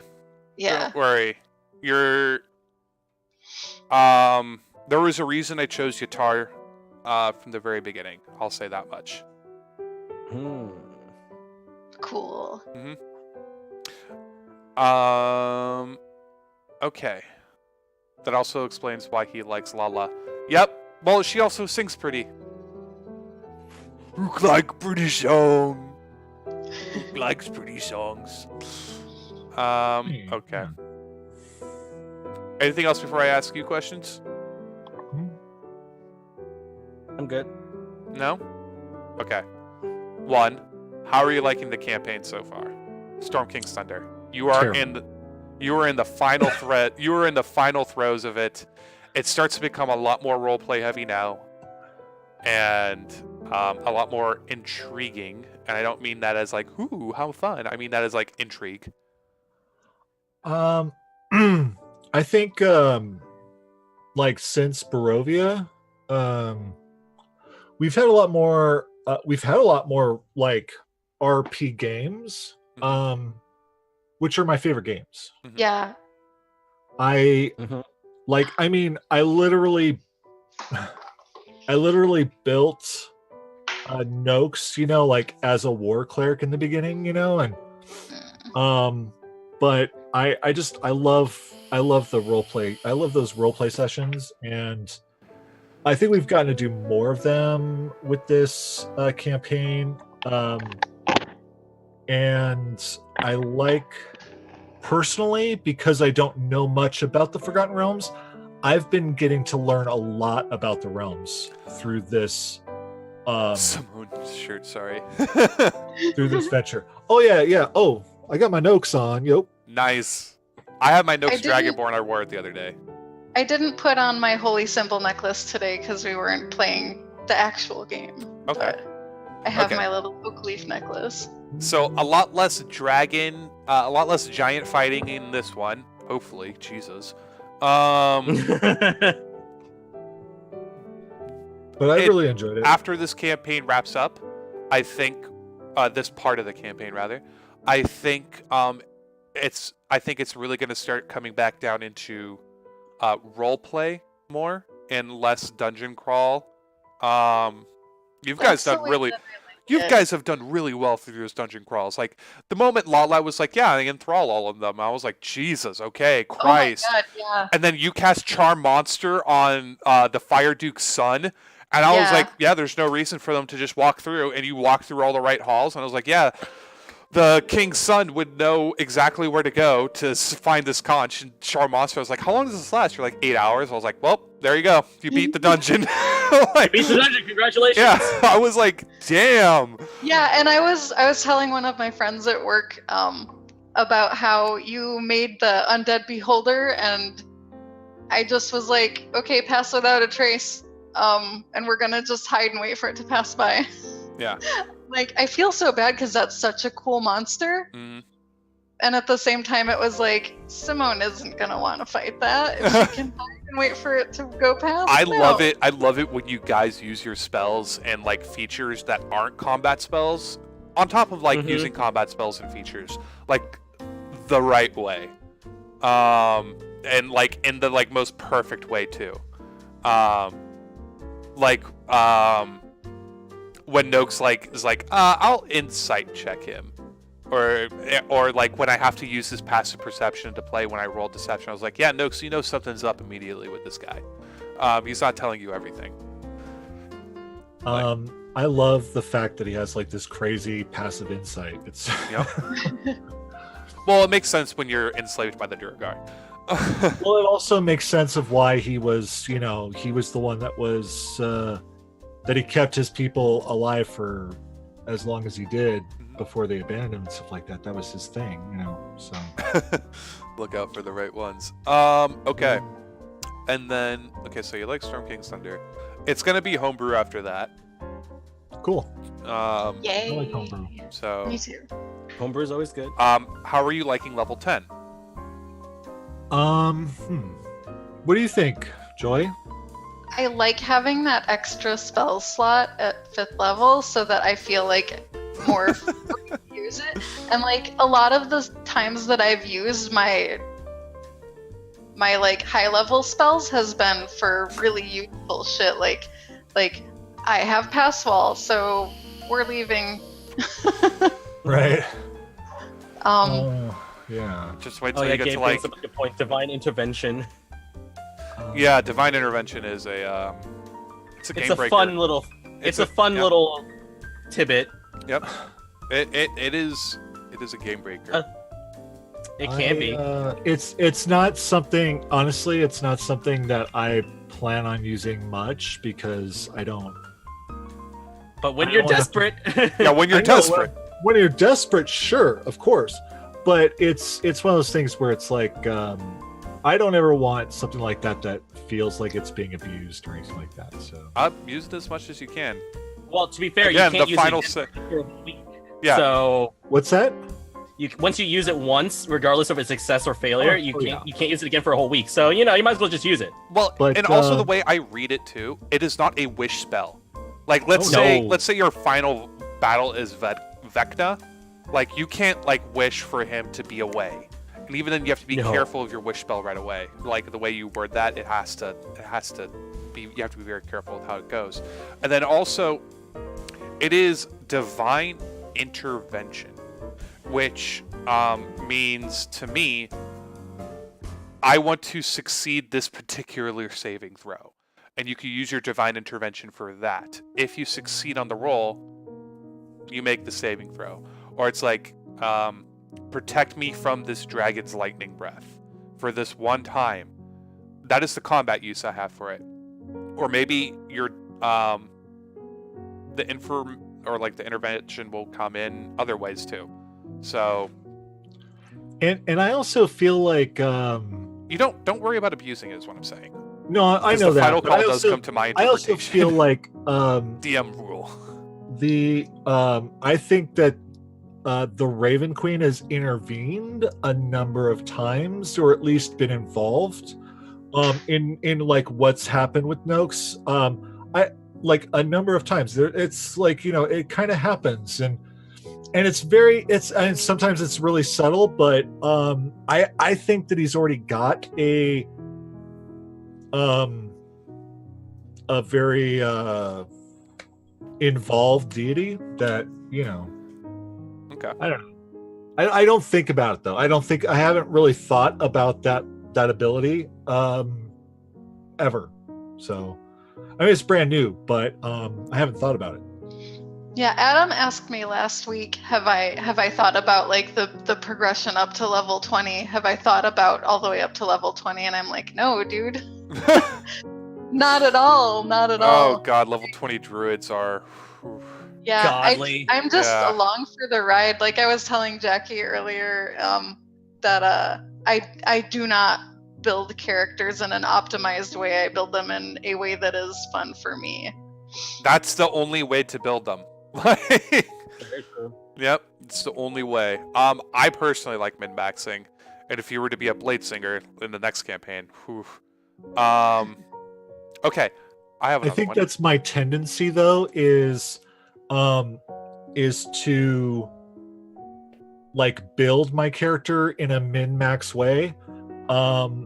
That's my tendencies, and that's how I kind of built Noakes in a way. But I think now I like when I go through spells and stuff like that, I really try to look at things that will be more creative, and I've been trying to change those things up a little bit. Like when we were in that dungeon with the giants, and before the enthrall and before the charm monster, I did a calm emotions or something like that. Yeah. And that was so not anything I've ever casted before, but it was just like a thing that I've been trying to, I don't know, just trying to like change it up so it's not just Noakes firing off guiding bolts like Yeah. every fucking day. I feel the same way. Like when I look at my spells and I pick my spells for the day, I look at both like Simone's mood of where she's at for what type of spells that she's going to pick, and then I will purposely be like, I'm going to cast a spell that I have never used before, and just like purposely try to do something that I haven't done before. Yep. Okay. Another question. Where do you see your character, personality-wise, progressing? Oh man, What is your character progression? I can't like. This goes for Manchun too. I was gonna say, who? There's a lot of things that I think I expected to have them dim her optimism, and they haven't. Like the time that we had the other blood hunter, like it was very, very like somber, and but she still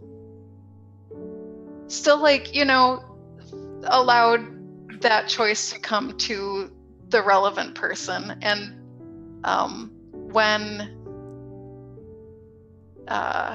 shoot, I'm blanking on his name. Grigor? Flynn? No, my the Zantarum guy. Oh, Shalvis. Yeah, Shelvis, thank you. Like that was also a really like somber moment, and she just like, had it not been his choice that he wanted to go and in a peaceful way, and it made sense for his god and everything, like she would have preferred to heal him back up and have him carry on, but he was like, please don't, I want to be at peace. Yeah, Uptow is a very major deity. Yeah, that was pretty rough emotionally for her, but I think that was a good, yeah, seeing the cycle is important. Noakes?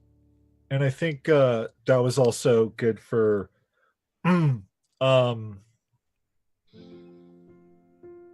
because of the god that Noakes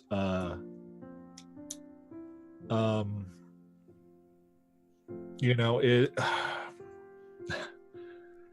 I think as a personally, I when I play Noakes and stuff like that, there are things that what am I trying to say here? I think he's there was a point where Barovia ended, and then we spent, maybe the first month or so, in Faerun. I think he was drifting to a like a dark, edgy, pessimistic view of things, especially from who he was before Barovia. Even being abandoned, even being a slave, he still had a very he always saw like the good in people and stuff, but that started to change. I think that's adjusted, and I definitely I think Noakes needs an edge, but I don't think he needs to be dark, because he's not, so Okay. I don't know.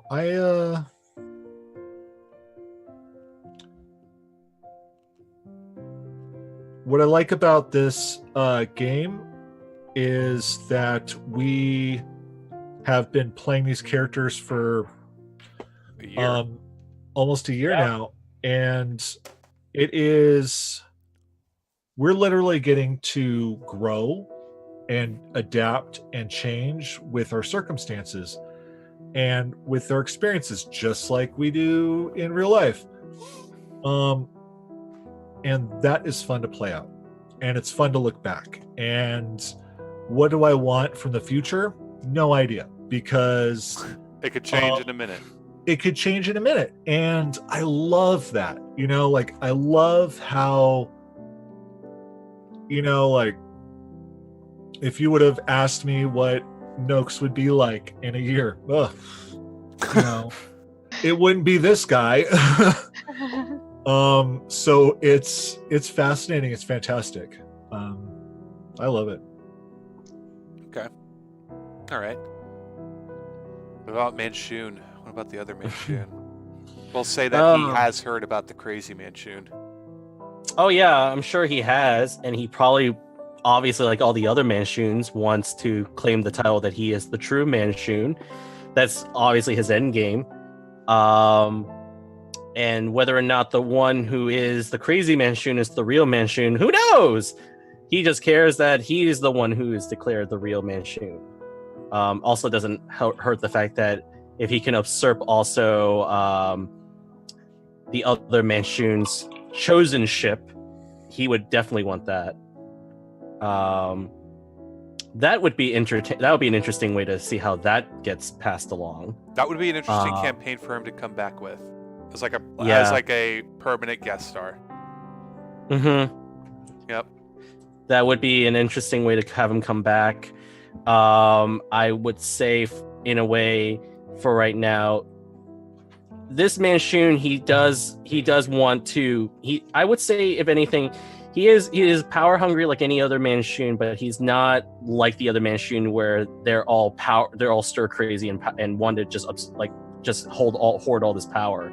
He wants to actually use it for something meaningful, and he doesn't want to just be like all the others that have been portrayed. He wants to be his own man, but he also doesn't like the idea of having others. So he will definitely be wanting to still hunt down any other potential Manchuns that exist, but also knowing that the crazy Manchun having the powers of a deity is also not a good idea.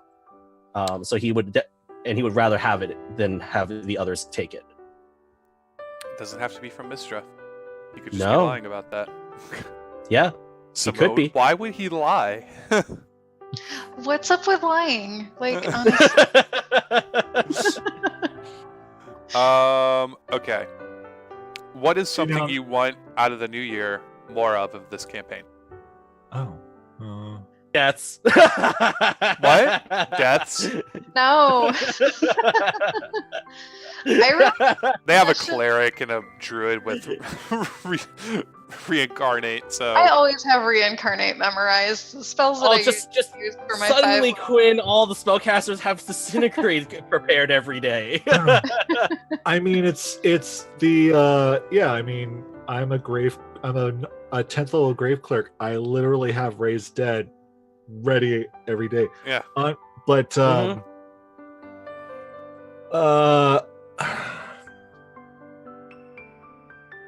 I don't know, man. Like I said, I think the most fun games tend to be the ones where there's a lot of role play Yeah. and Okay. there's a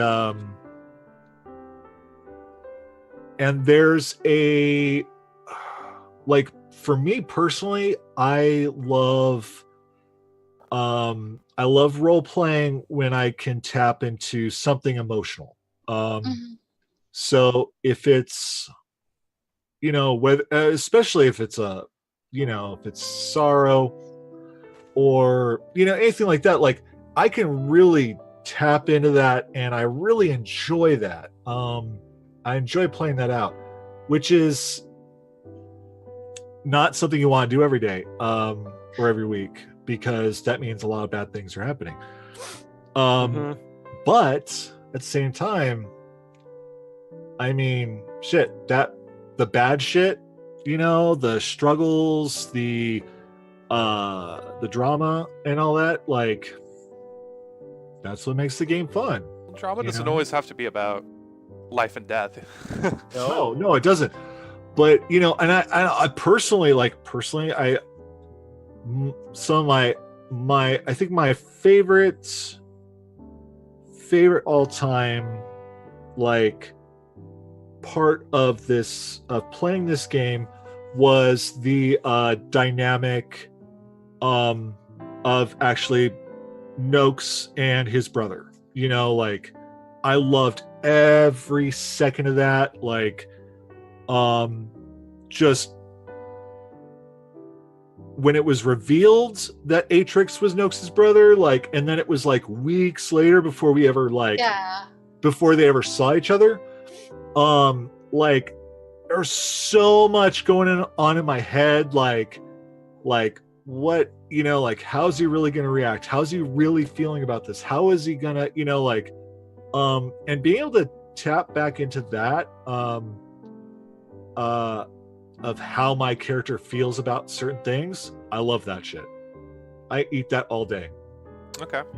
So Yeah, sessions where we like barely will have to roll a dice because we're just doing a lot of role play is like something that I very much enjoy. Not just because I'm absolutely shit at math. I also like Simone's family, like her human parents, and that her birth father is out there, and apparently her birth mother is out there.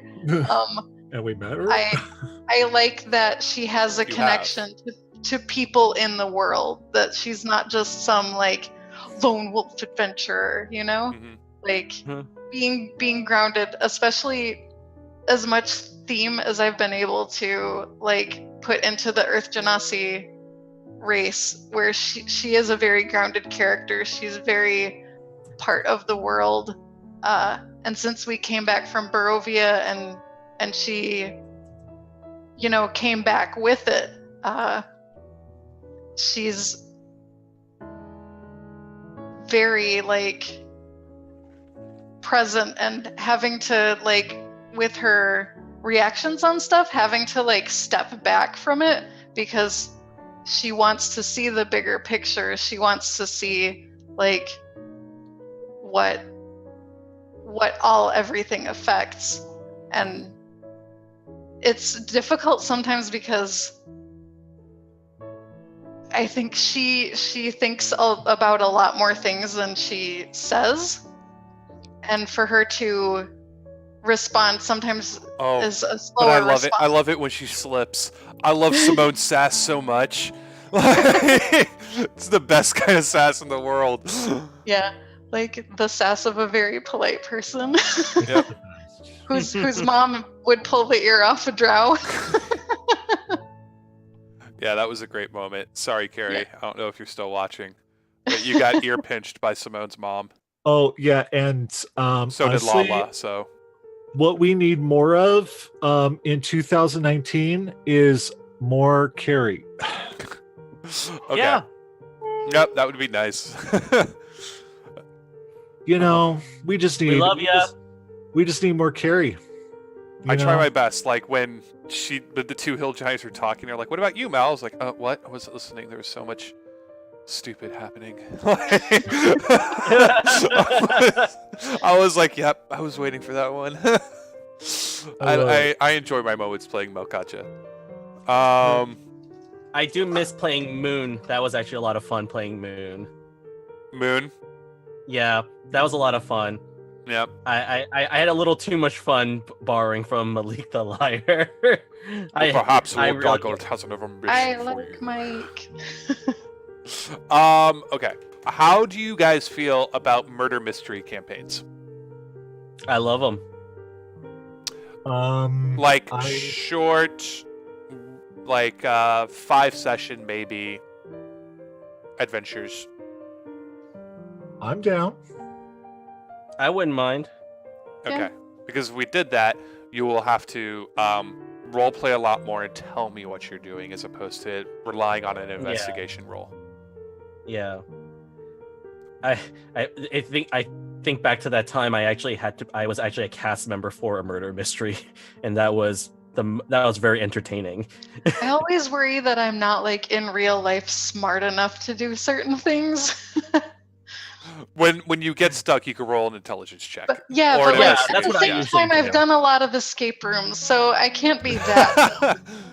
Yeah, exactly. I think my very first escape room we still didn't escape, and then the second time we did, we finally did on a different room. But it was just like, I guess it just depends on the room sometimes. Sometimes they're really hard. The one we did in Orlando was really hard. It was a Sherlock one, and so there was 8 of us, and we passed through we were missing one piece to unlock the door, to unlock one of the boxes, and we all walked past it 8 times. And I've realized- literally like had my hand on the thing that the key is hidden in and not got it. Oh yeah, I've had There that. was one where we had to rotate something, and we rotated it, and the thing didn't drop. And we stood there for like 20 minutes before we were like, "What do we do?" And he's like, "No, you have to rotate the thing." And the second time we rotated it a little harder, and the thing dropped. And we were like, "We just wasted 20 minutes." Cool. Yeah. Wah, wah. Yeah, I'm a terrible person. I put riddles in my games. There are riddles in the games. I'm still surprised they haven't been able to solve the Man of Many Faces riddle that Lala has. She's the only one who knows it, though, so maybe that's why. Yeah. Fair. Plus, he tells lies, so I don't like him. No, he doesn't tell lies. He wants us to believe things that are false and does nothing to offer any alternative. Yep. He has, and it is a he. He never cheats. I'll say that much. There may be clauses, but he never cheats. Clauses. Okay. I will say though, one thing I really would look forward to in 2019 is the threads in the Feywild. That may happen. Oh, I know. That's what, but I'm really anticipating that one. Yeah, I know you are. Lavalier. My Feywild is a lot less Otherworld, from Celtic Mhm. mythology, and a lot more Alice in Wonderland. Yeah, and I'm fine with however anyone interprets Yep. the Feywild. I just want to see the Feywild. Yeah, I'm not looking forward to playing Titania, especially if Lavalier dies. Oh, protect. And I can't wait until she meets John Which is Augustine, because that's going to be a revelation. Oh man. Yeah. I won't lie. It's always fun to see more Fae. Yep. I always will be happy about Like that. out of play, I am delighted by John Augustine. Simone's not a fan. Yeah. Oh, speaking of Faye, I just got my email notification that Changeling the Lost Second Edition will be sent to me very soon from Onyx Path, and I'm just like really excited. I haven't played Changeling in so long, and I'm just like, oh, I got second edition printed and it's coming soon. I'm like, yes. Yeah, that's another person I'm surprised you guys haven't visited more. Because Augustine, if you don't bore him, can be very helpful. He always he's an asshole, but he's a good asshole. Like, But he's an asshole, you know. It's Yeah. just like he's a wizard. What do you want from him? Yeah, they get egotistical and arrogant after, once they reach past 10th level. Or they just become massive drunks. or both. Yeah. or they just start off that way because they're hobgoblins. Okay. So, unless there is anything else, we've been doing this for 3 hours, guys. Oh, good. Yeah. Yeah. I think I'm about good to go. My headset was dying. I wish you I had to all. scoot back and plug in. Oh, is that what you were doing back there? Yeah. Oh. My favorite NPC, Oh. Gabe says. Real quick. Oh. I know Carrie's is Alton. Beldora is badass. I like her. Beldora. Yeah. Yeah. But like Simone's sister is one that I want to see more. Yeah, I would love to see what she turns into 20 years from now. I mean, golly, Just an I'm- Air Genasi rogue. I'm trying to think of an answer that's not Atrix. I got nothing. I really I really want to I really want Noakes to see Professor Whom again. Professor. I wanna Well, he's see- not in a PC. He's a PC. No, but I'm just saying I want to see that. I want to have that interaction again. And how that's gonna go down and everything like that. We'll talk to Griff. We were That's what talking I'm earlier. looking forward to that in the future, because I think that'll be interesting,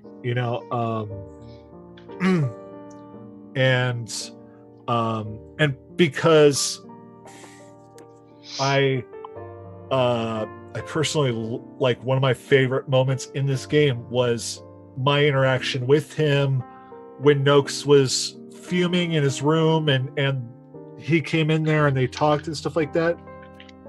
That was one of my favorite moments of the entire game. And I got to play D&D with a buddy who I never get to play or talk to, so it's great.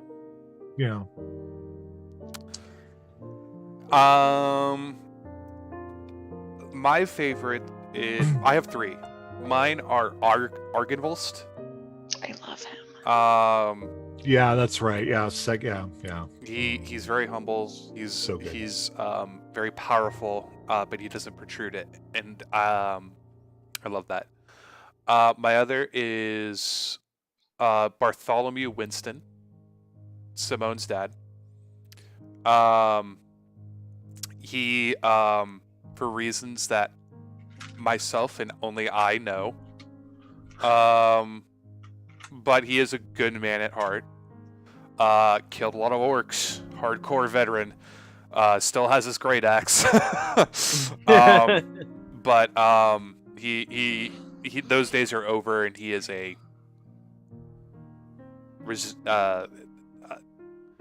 maybe his farming days are over. I don't know. I still have to figure that out too. And it's going to be very, very hard for him, given the responsibility that he has now, and not being able to tell anybody about it, even his family. So I don't know what's going to happen. I don't know what's going to happen with his family in that. We shall see. Yeah, I have to think about that. My other is Zerul. I love him. Like, it's just like, it's the I mind have the flayer. voice for him too. Yeah, and I mean, who doesn't love playing a mind flayer? yeah, exactly. And he's not your everyday mind flayer. He has. I love characters who have that internal struggle inside, because one, he hates the Elder Brains. He thinks they're enslaving his people, even though his people cut ties with them. They were just like, get the fuck out of here, just go.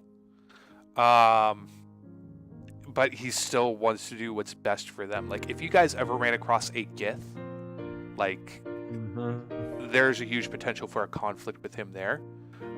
And his loyalty score isn't entirely high for you guys, and I do keep track of that. So, like, yeah, there's a cross there. But I like that he wants to do good. His motivations are evil. I won't say that. But it's evil with a gray area. Runner-ups go to Baldora because he doesn't like playing a female Han Solo. Mert the Moneylenderer. He's. Mert's I actually cool. I like Merc. Yeah. He's very much a Oberyn Martell and not so much a fat Santa, rich Santa. Well, I love that when they reintroduced Mert, they redid his art from Lords of the Waterdeep board game, and so it's like completely different. So different. I like the Black Viper.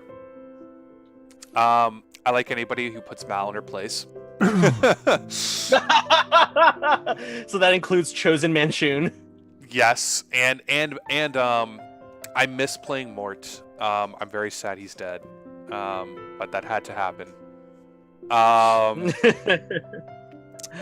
And then let's see. It's probably there's one that there's one you haven't met yet that I'm dying for you guys to get to. Larlock.